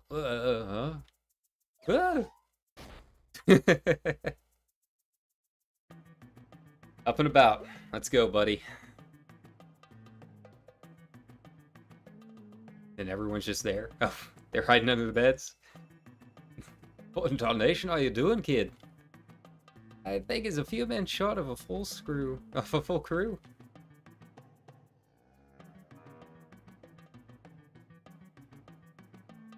Alright. Where... They said there was a staff here. A healing staff of some kind. But where is it? Just going outside. He said something for the princess. Wind King's Drake is still alive. Yeah, he's still around here. He's somewhere. I can't remember where we left him, but he's around. It's alright, we got a Chocobo buddy now. I finally got my third job, finally. This castle for quite some time. I looked at both Princess Lena and Princess Sarasa. Lena's older sister, Sarasa, was sailing with her father when a storm hit and she was thrown overboard. But she's right here with me. Any other secrets? Ah. This is it. This is the room with everything. Knew it was worth it. I needed those ethers too. Okay, well, I guess... I don't know, I guess we go and see what the Chancellor wants? Maybe? It's not here. But you know, this is my first time in Castle Tycoon. I didn't get a chance to go here earlier. It just really didn't cross my mind. So, yeah, we'll pillage everything we can. Yeah.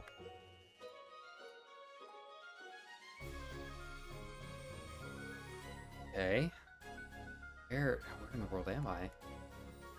I'll know, hear you here. I wonder if there's eventually going to be a way to, like, call him back or something. I'm sure there will be. He's not going to leave us for too long. Can't have a game about dragons without a dragon buddy. Okay, Chancellor, where did you go? Whee.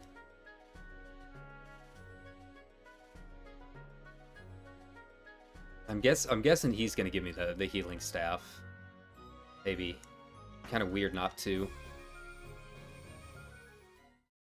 No? Where did he go? Just said the Chancellor had something for me, so where is he? Huh? On duty? No. Not here. Assist in your quest. You can take it. Oh, you'll have to tell me twice. Yeah, where is this? Aha! Aha! There you are. Oh, there's the Chancellor. Ashura. All ninja stuff. Princess, this staff has been in your family for generations. Take it. I'm sure you can find it of use. Okay, so now I feel like I can maybe use it. Now that I've got a full array of jobs, almost. I've got one more to go, but it might actually be worth it. Equip. Okay, so I'll lose some in the attack. But what does it? Staff infused with the power of healing. It increases my magic. Man, I don't know. I don't know.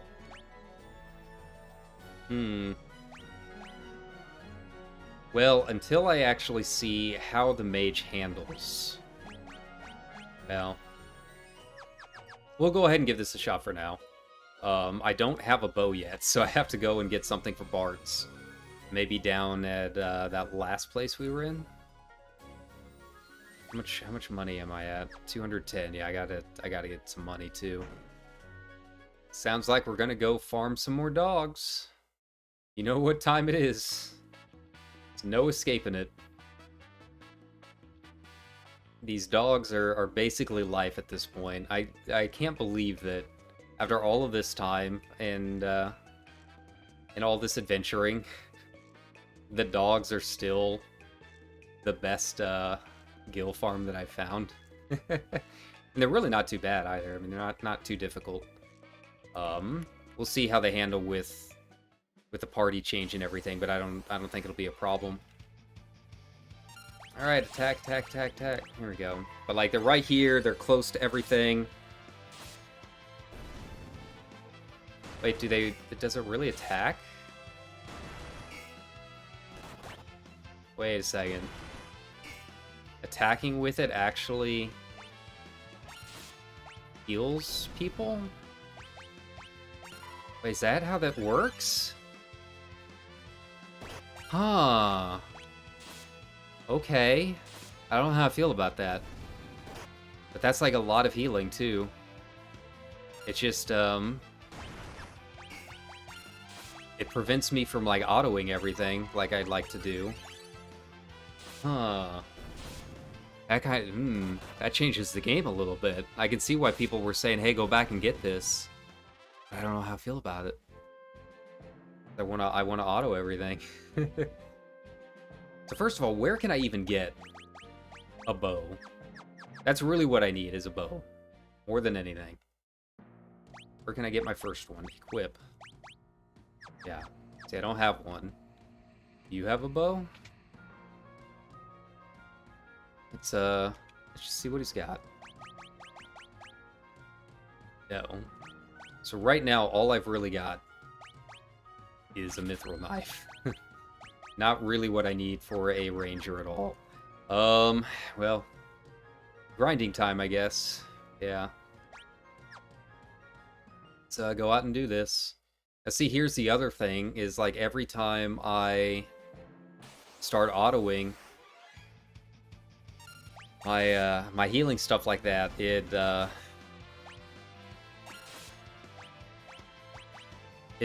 doesn't stay on the same side of whatever I had originally autoed, right?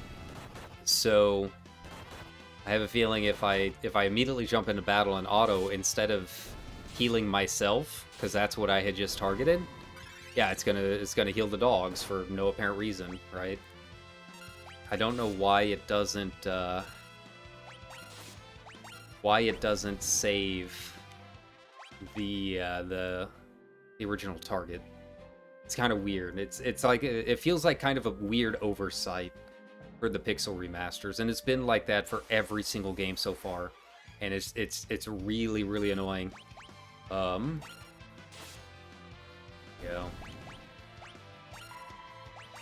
So yeah, we'll just have to slow boat it, I guess. I don't really see another option.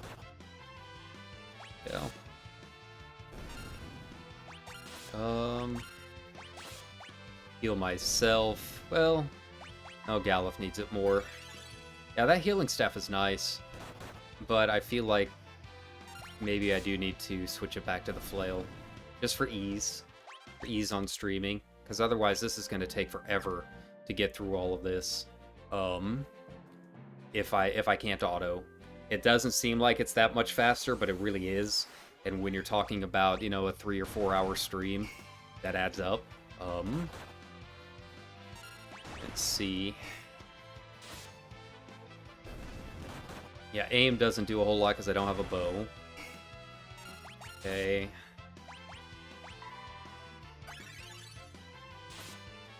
So at least until it's Lena's turn, I can auto.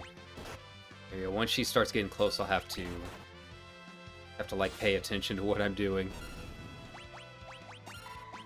There we go. But it is super powerful. It's a bit of a trade-off, like heal for 400 every round or get some more damage in. And it is kind of a tough decision. Here we go. Alright. Let's make our way down. Nice thing is I can skip all of the really nasty Sahagins too. That's what I'm really happy about. So, yeah, where can I get a decent bow? I can't remember if it was here or if there was one over on Crescent Island. Here might be kind of tricky because there's no forest. I can't land. I have to travel the long way. Well, okay. That's how it's gonna be. But thankfully, I've got the power of White Mage now. And the worst part is I'm gonna be going down all of this direction. I'm gonna go this whole way down here, and I'm not gonna have a bow waiting. You can just feel it. I'm not gonna have anything there. Okay, so Bartz is finally starting to do some damage now. It's nice. It feels good. Here we go. Now it is going to be really nice fighting some undead guys. That's going to be really helpful. That's not really too much of an issue now. There we go. Maybe. Fortunately, they got that off first. Oh, that's really annoying.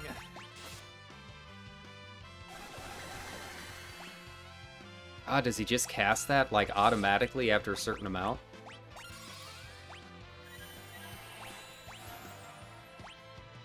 I'm guessing so. There goes. That'll be a full heal on him. There we go. Yeah, sorry, Ferris. You don't get anything from that. Man, and those guys only give me 300 something. That is just, that's garbage. I still cannot believe that those dogs are still the best. The best option that I have. For no apparent reason. Yeah. It just really sucks that I have to park so far away. Okay. Feel like I'm back in LA. Alright, what do you got for me? Please tell me you've got a bow or something. Yeah, you do. Yeah, you do. And then they've got some Mage Mashers. Okay. You know, I think I'm at the point where I can finally sell some stuff. Maybe that'll help me out a little bit, is selling some of this stuff that I'm not using. And yeah. Just help us out a bit. Um, you know, maybe I can get some money that way.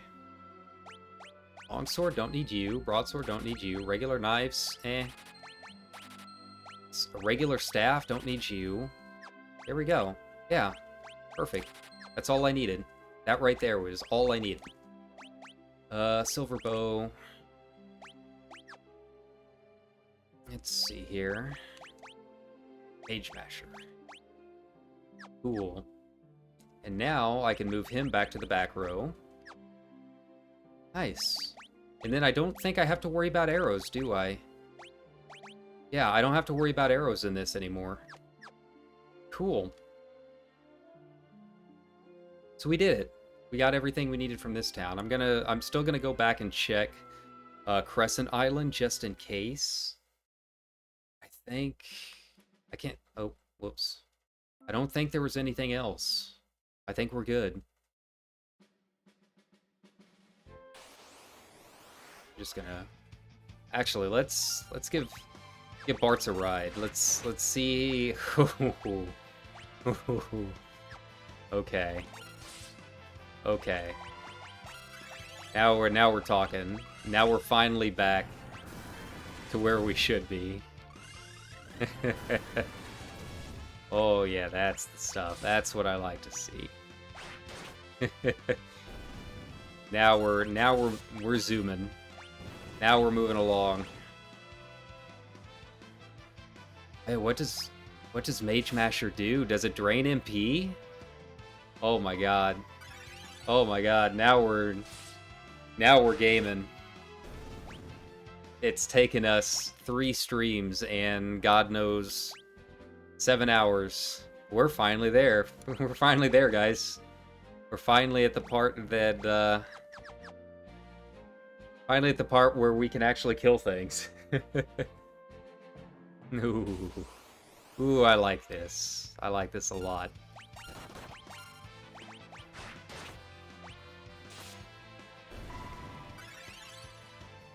Let's go. Let's go. Let's do this. Galuf needs heals. And to get the silence out. Oh, this is great. This is great. Perfect. They said there's something underneath Crescent Island, but I don't think I ever actually found, like, how do I get underneath there? Where's the cave at? They said there was a cave. Is it, another situation like, what was it, FF5, I think? Where I had to get the submarine?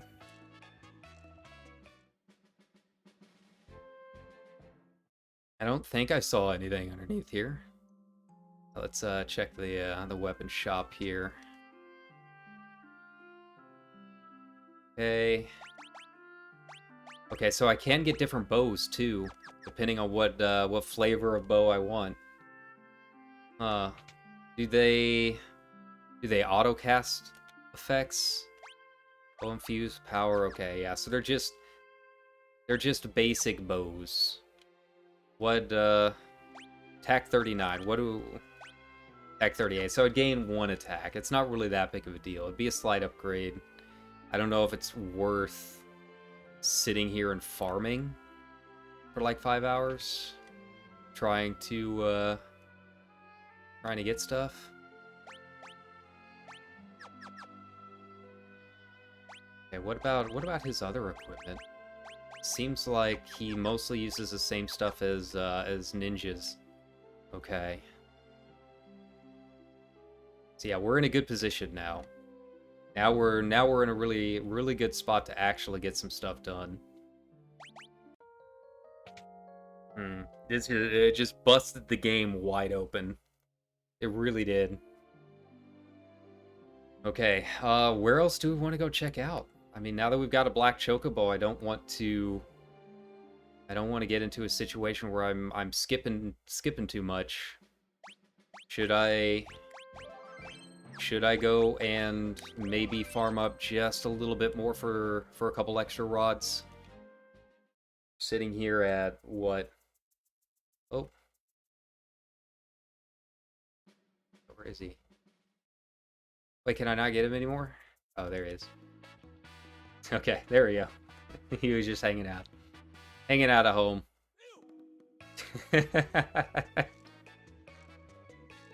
I really need to buy my my New Worlds ticket for St. Louis. I really want to see this live. Tickets are like $50 though, and then unless you guys start getting really generous really soon, that might be an issue. Okay, so where? Oh, my Windrake is up there. Yeah, he's hanging out. He's just chilling. Where was the Wind Shrine? Okay, so that's like way up there. Got it.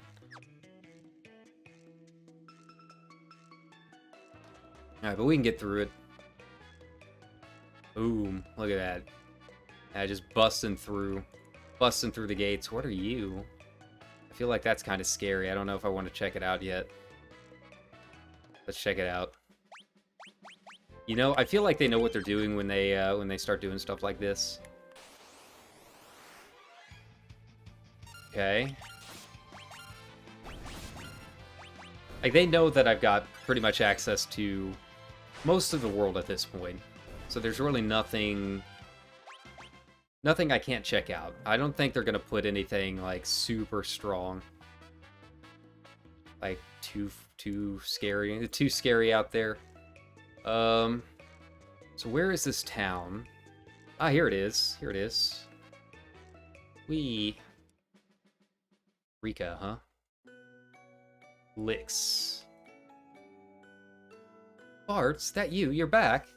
Wait, is this the right place? Rika, it's located to the northwest of the Rin Shrine. It's surrounded by weak. Okay. Ah, okay. So yeah, this is Bart's hometown, huh? Hey, it's Bars. I haven't seen you in forever and a day. Finally back in your hometown, eh? Take it easy here. What do they have here as far as shops go? Probably not a whole lot if it's like the opening town. What can I do for you? Oh, Misuna. Yeah. Ooh. And then maybe we will go farm some dogs. Wait a minute, Bart's, I can't believe it. You're all grown up. Ah, so your pappy got sick. That's sad to hear. Bart's, you're a strong kid. Hey, Bart's, it's me. Look, we've got to hang out later. It'll be like old times. Ah.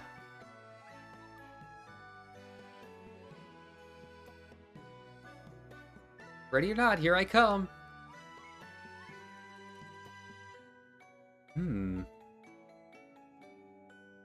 Oh, okay. I mean, I've had some good rooftop parties in my time, but I wasn't 6 years old when they happened. Ah. He just never got found. Ah! You break his leg? Hey, somebody, anybody. That'd be scary, man. Feel like you've just been forgotten? Since then, you've been afraid of heights, huh? As a kid, everyone teased me for being dumb, but now I'm gonna be a scholar, because I'm SMRT, smart. Okay. You finally recovered. I've been waiting for you. Say, when you're finished with your travels, would you come and see me again? There's something I want to tell you. Oh. Ooh. Go on. I'm here now, baby. Okay. Or not. I wonder that was easy. If only I had a childhood friend who secretly had a crush on me and I really liked her and we meet 30 years later. Fortunately, that's not usually how things go. What's this? A music box, huh? Thought it was a slime. Looks like a slime. Little pixel artwork, huh? Aw. Was he really sick one day? Was this his parents? Is he asleep? You're leaving again so soon. No, I'm not going anywhere. Spasms aren't as frequent anymore. I can get by on my own now. So it'd be nice if you stayed, not to take care of me, but so we could be together, as a family. I'd like that, but you're still sick, remember? You should get to bed. I will, dear. Just let me finish this up first. Hmm.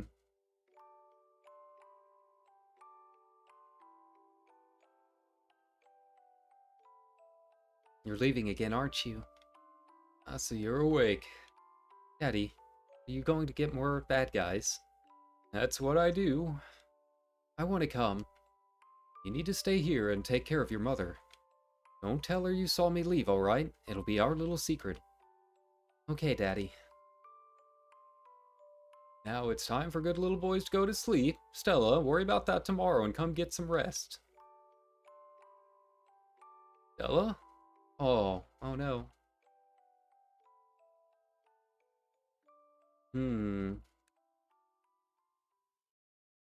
Stella!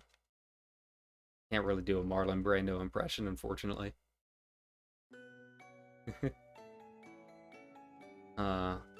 This is when she died. Beautiful melody. It brings to mind a poem. Here, this is for you in honor of your memories. These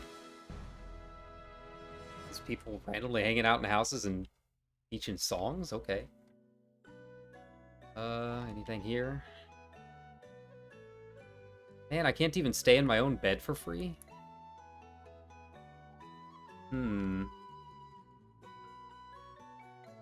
Okay. Sad to hear. Well, there's supposedly 3 cutscenes. Huh? Some bard moved in. Some guy moved in. We don't know what he's doing there either. Okay. Weapon and item shop. Get through some tight spots. I'll give you a discount on anything you want. Oh, nice. Oh, very nice. This is a way to do it. Okay. Nice. Nice. Just kind of want 10 of everything, you know? At least 10 more of everything. Okay, so gold needle's the last thing. Oh, I can buy ethers here. Ooh, I can buy ethers here. That's huge. It's huge. Okay, so I can get a green beret at some point. Okay. Okay. So we've got some stuff we need to farm up, right? But at least we have a decent grasp on where we need to go. Okay.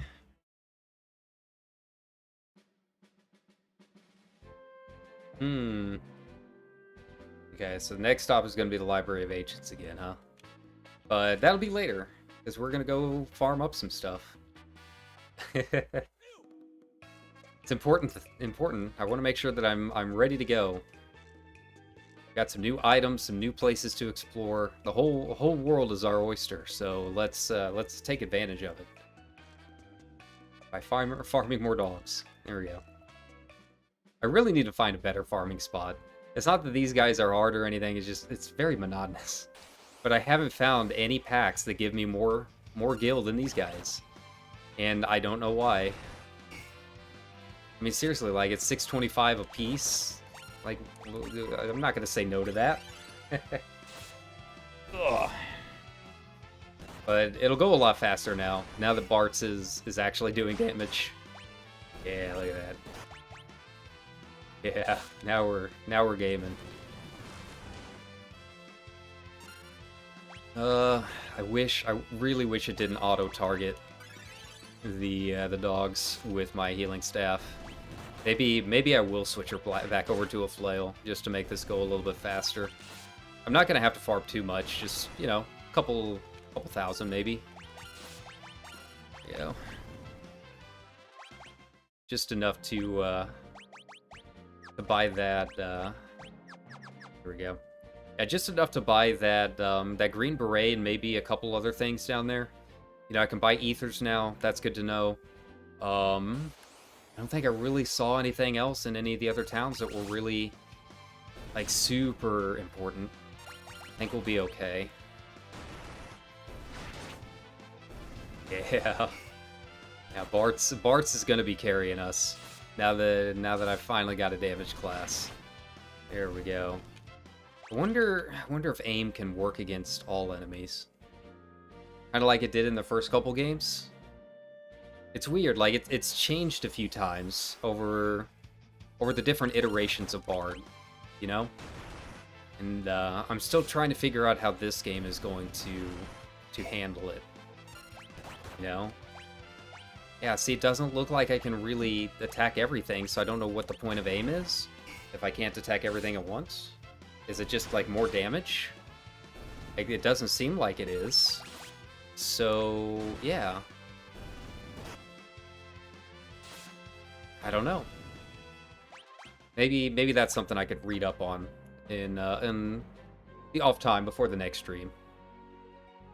Yeah, a couple more packs should do it. I mean, we're just chewing through these guys right now, so money is no longer an issue. If I need to, I really have no problem farming this off stream either, just to get some gil. Just make sure that we're not running into this issue, and that way the streams can kind of focus on actually, you know, playing the game. But yeah, this is going to be a lot less frustrating now. I know I was super salty at the beginning of the stream, but it's a completely different game now. Yeah, C360, it's really not that much different. I really don't know what the deal is with aim. So, yeah, I'll look at the walkthrough, see what it says, see if it has any hints. Nice. Mastered animals. What's that? What does that mean? Animals. Ranger. Call on woodland friends for assistance. Raises the accuracy of attacks. Okay. Oh. Oh. Okay. Ooh. I'm really gonna like Ranger. Let's give this a shot. Let's give this a shot. I feel like, I don't know. I feel like I really lucked out with my 4 Job Fiesta assignments. Somehow. You know, Earth Crystal could come along and just smash all that to pieces, who knows. But let's give it a shot. Okay. That was just a full party heal. Okay, that's fine. Is this kind of like Dance? Is this kind of like Mog? It is like Mog. Okay. So maybe based on what kind of terrain we're in, we can have different possibilities for what we do. Oh, okay. Okay, I like that a lot. Bees! Not the bees! Not the bees! Squirrel. Oh, that one doesn't do much, but it's like an instant kill or something? I don't know. Okay. How we doing? How we doing? 45-11. I think that's more than enough. I think we can start making our way slowly back to the library. If I can figure out again which way that was. Okay. Just plop down here. Oh, that's right, Asuna. Asuna. Thank God. What can I do for you? Yeah, there went all my money that I just saved. Worth it, though. Worth it 100%. Not even gonna complain about that.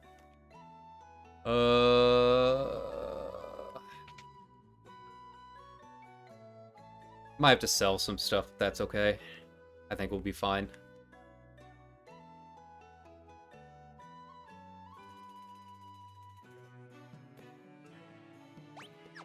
Sell.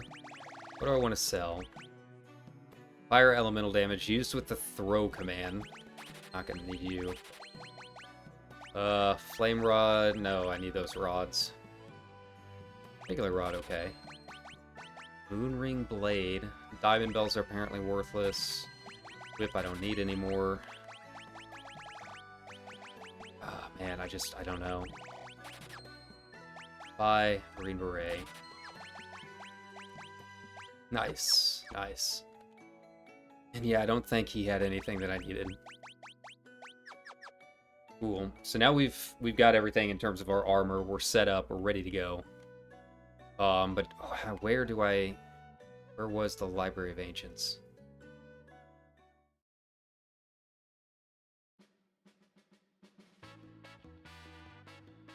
I think that was it down there. Yeah. Okay, I remember. We can do this. Let's go, buddy. I don't want to go get my dragon back, though. I wonder if that's an option. Ah, here we go.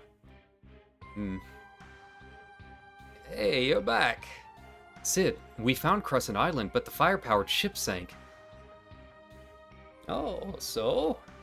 Whatever, we'll just build a new one. More importantly, we've learned the whereabouts of King Tycoon. Oh. Okay, where's he at? What? He was spotted in Karnak and was seen entering this desert of shifting sands. Shifting sands? It's the desert to the west of here, where the sand flows like water. Hence the name. They say that beyond the dunes is the town of ruin, but no one can even cross. No one can even enter the desert to find out, let alone cross it. If no one can enter the desert, how did the king manage to do it? Good question. Witnesses claim to have seen him floating in midair. Float? Float? Floating?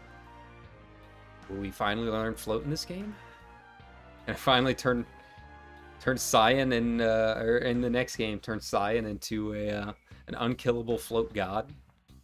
I think you can do that in 5. I don't know if they fixed it with the remasters, but it might be something fun. Father. Come on. It's not like we're getting any closer to that desert by sitting around here. It doesn't matter how close you get to it if we can't even get in.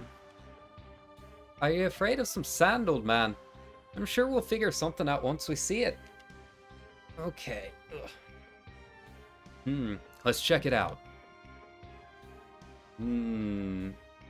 So where is this? Is it gonna have a little cutscene to show me? No. Ah, here we go. Yeah, this is the desert. Well, can't land there. We've got to find a way over there, huh? Got it. Let's see.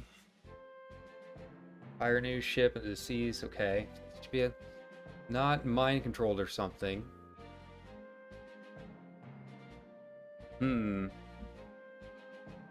Alright. Hey, I can finally take these guys and not have to worry a whole lot. There we go. Come, my squirrels. Come, my bees. My bees. My friends. There we go. I love that. I love it so much. I love that I just call a bee swarm in. And Nightingale just does his thing. Just heals everyone. No longer have to worry. Damaged by poison. Nice. Very nice. Yeah, so the bee swarm's poison. Okay. I love it. I love it. Use you.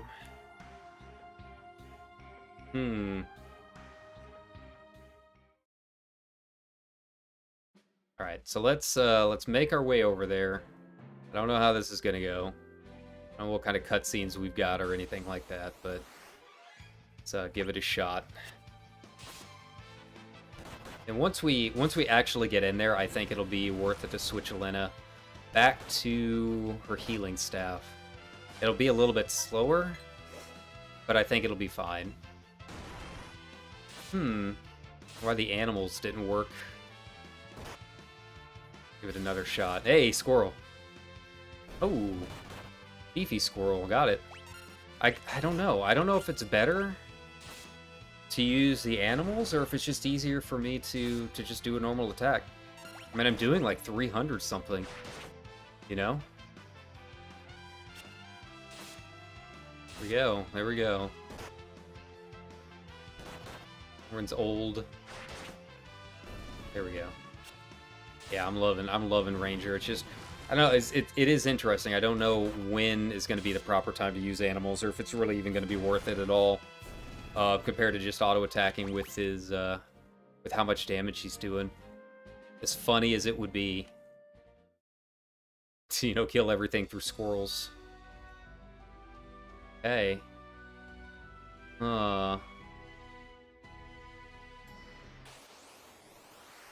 Desert Killer. Okay. It's kind of a weird looking thing.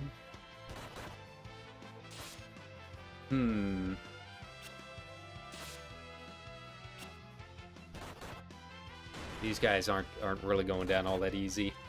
Yeah, I think I'm gonna have to switch Lena back to her healing staff, just because, I mean, it heals so much. It looks like these guys kind of do a decent amount of damage. There we go. How am I supposed to get around here? I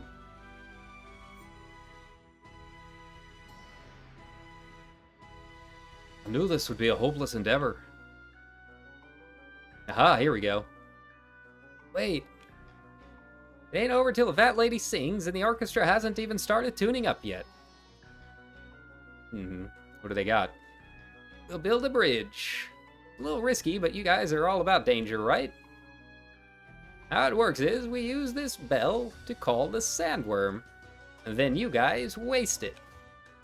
And there's your bridge. Okay. Well. All other options have failed. Not the most sophisticated of methods. You aren't that sophisticated of a guy. Okay. If you're all set, we'll call the sandworm. You better get ready beforehand. Okay. Well, we'll use a tent real quick. And just get everyone topped up, save, all that good stuff. And then, yeah. Hop in here, break some rods, and destroy this thing.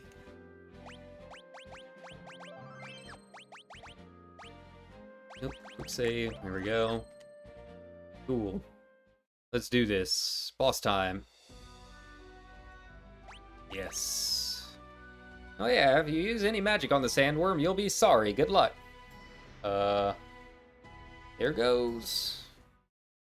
Well, I guess there goes that idea. Thanks for warning me, I guess.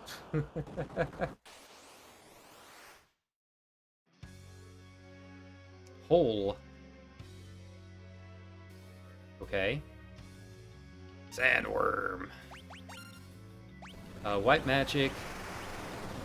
We use a protect on everyone. Time magic, haste, time magic, regen. All the time magic. Everything I can possibly put on Bart's, we're gonna put it on him. As he attacks a hole. Aim. There we go. And then everyone else we're gonna try. Okay, time magic, white magic.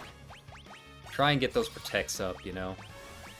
Try and make it a little bit easier on everyone. Okay. Oh, I forgot to switch Lena's... Ah, oh, okay. That's fine. That's fine. We're okay. We'll be fine. She'll just have to go with traditional healing. Bees!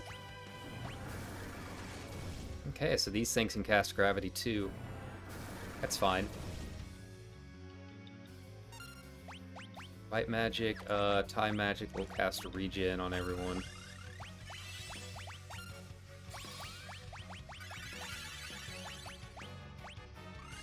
Yeah, Bart's is going to be carrying this fight.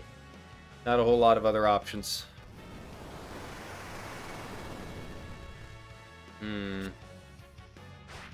Thankfully, quicksand isn't like the old ones where it just instantly gets rid of your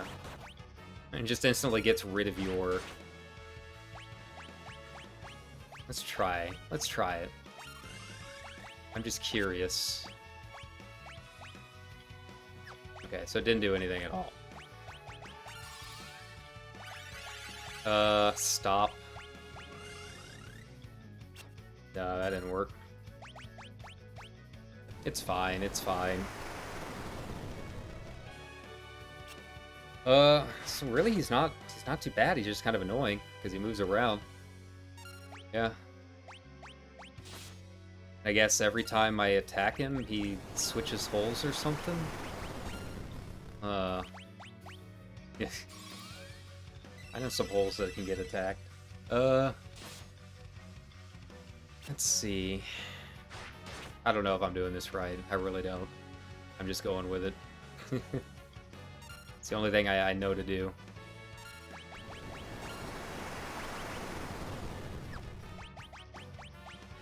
He's not even really doing any damage.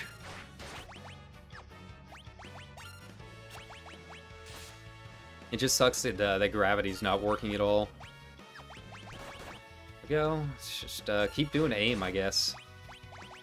Like I said, I don't think gravity's gonna work on him at all. Yeah.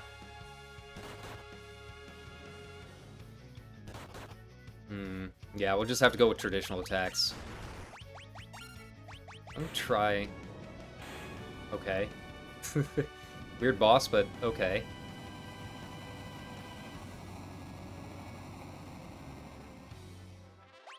I feel like they had a really good idea. They thought it would be really cool in concept, and then didn't quite turn out that way. Game, set, and match. Now you can get into the desert. Cool. Sid, Mid, take care of the black chocobo while we're gone, okay? Good luck. Take care. So now I can go? Whee! I guess it's taking us there. Maybe? I'm assuming...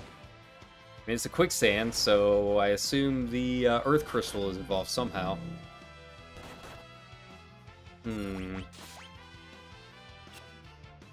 Yeah, I'm just gonna keep casting animals.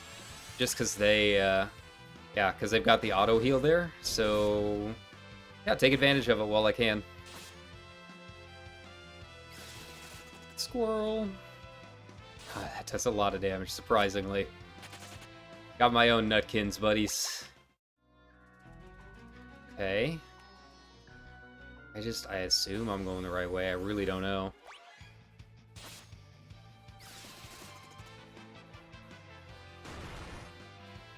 Just love that there's just a squirrel in the desert. Just ready for my beck and call. There we go. Single-handedly taking out that weird face thing. Where am I going? I genuinely don't even know.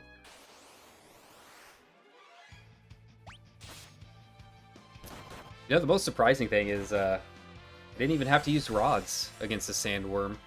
I really should have given it a shot. I was curious to see what they meant when they said don't use magic, but the rods do so much damage that I feel like maybe it would have been an issue. 2 rounds and done, you know?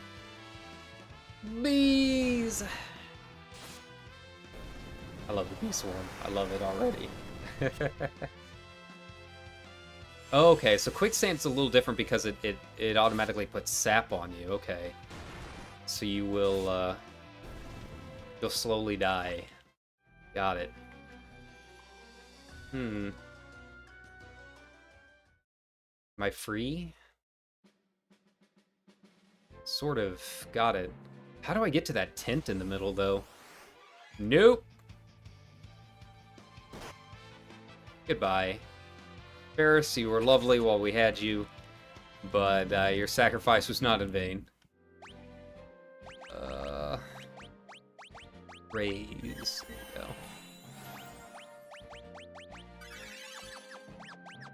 Alright. So, I don't know where we're going, but here we are. What are you? Go in the town of Ruin. Guess is that town that Sid... This is that town of Ruin Sid was talking about. Clearly don't have anything for me here. All right. Well, you know, I think this is a good place to leave off. Pick it up. Pick it up next time. See where this goes. Hopefully, get to the Earth Crystal, maybe, if that's where this is going to lead. And yeah, I think we got a lot accomplished today. It took a while to get going, but we finally have our ranger. I think we're really going to be moving along quite a bit from here on out. But yeah, thanks a ton for everyone that stopped by. You know, same as always, like, subscribe, all that stuff. I'll probably have some clips made of the discussions we made earlier. I don't know. I'll have to go back and watch it and see if I really put my thoughts in a way that was clip worthy. But yeah, I hope you guys have a good one, and we'll see you again tomorrow. All right, take care.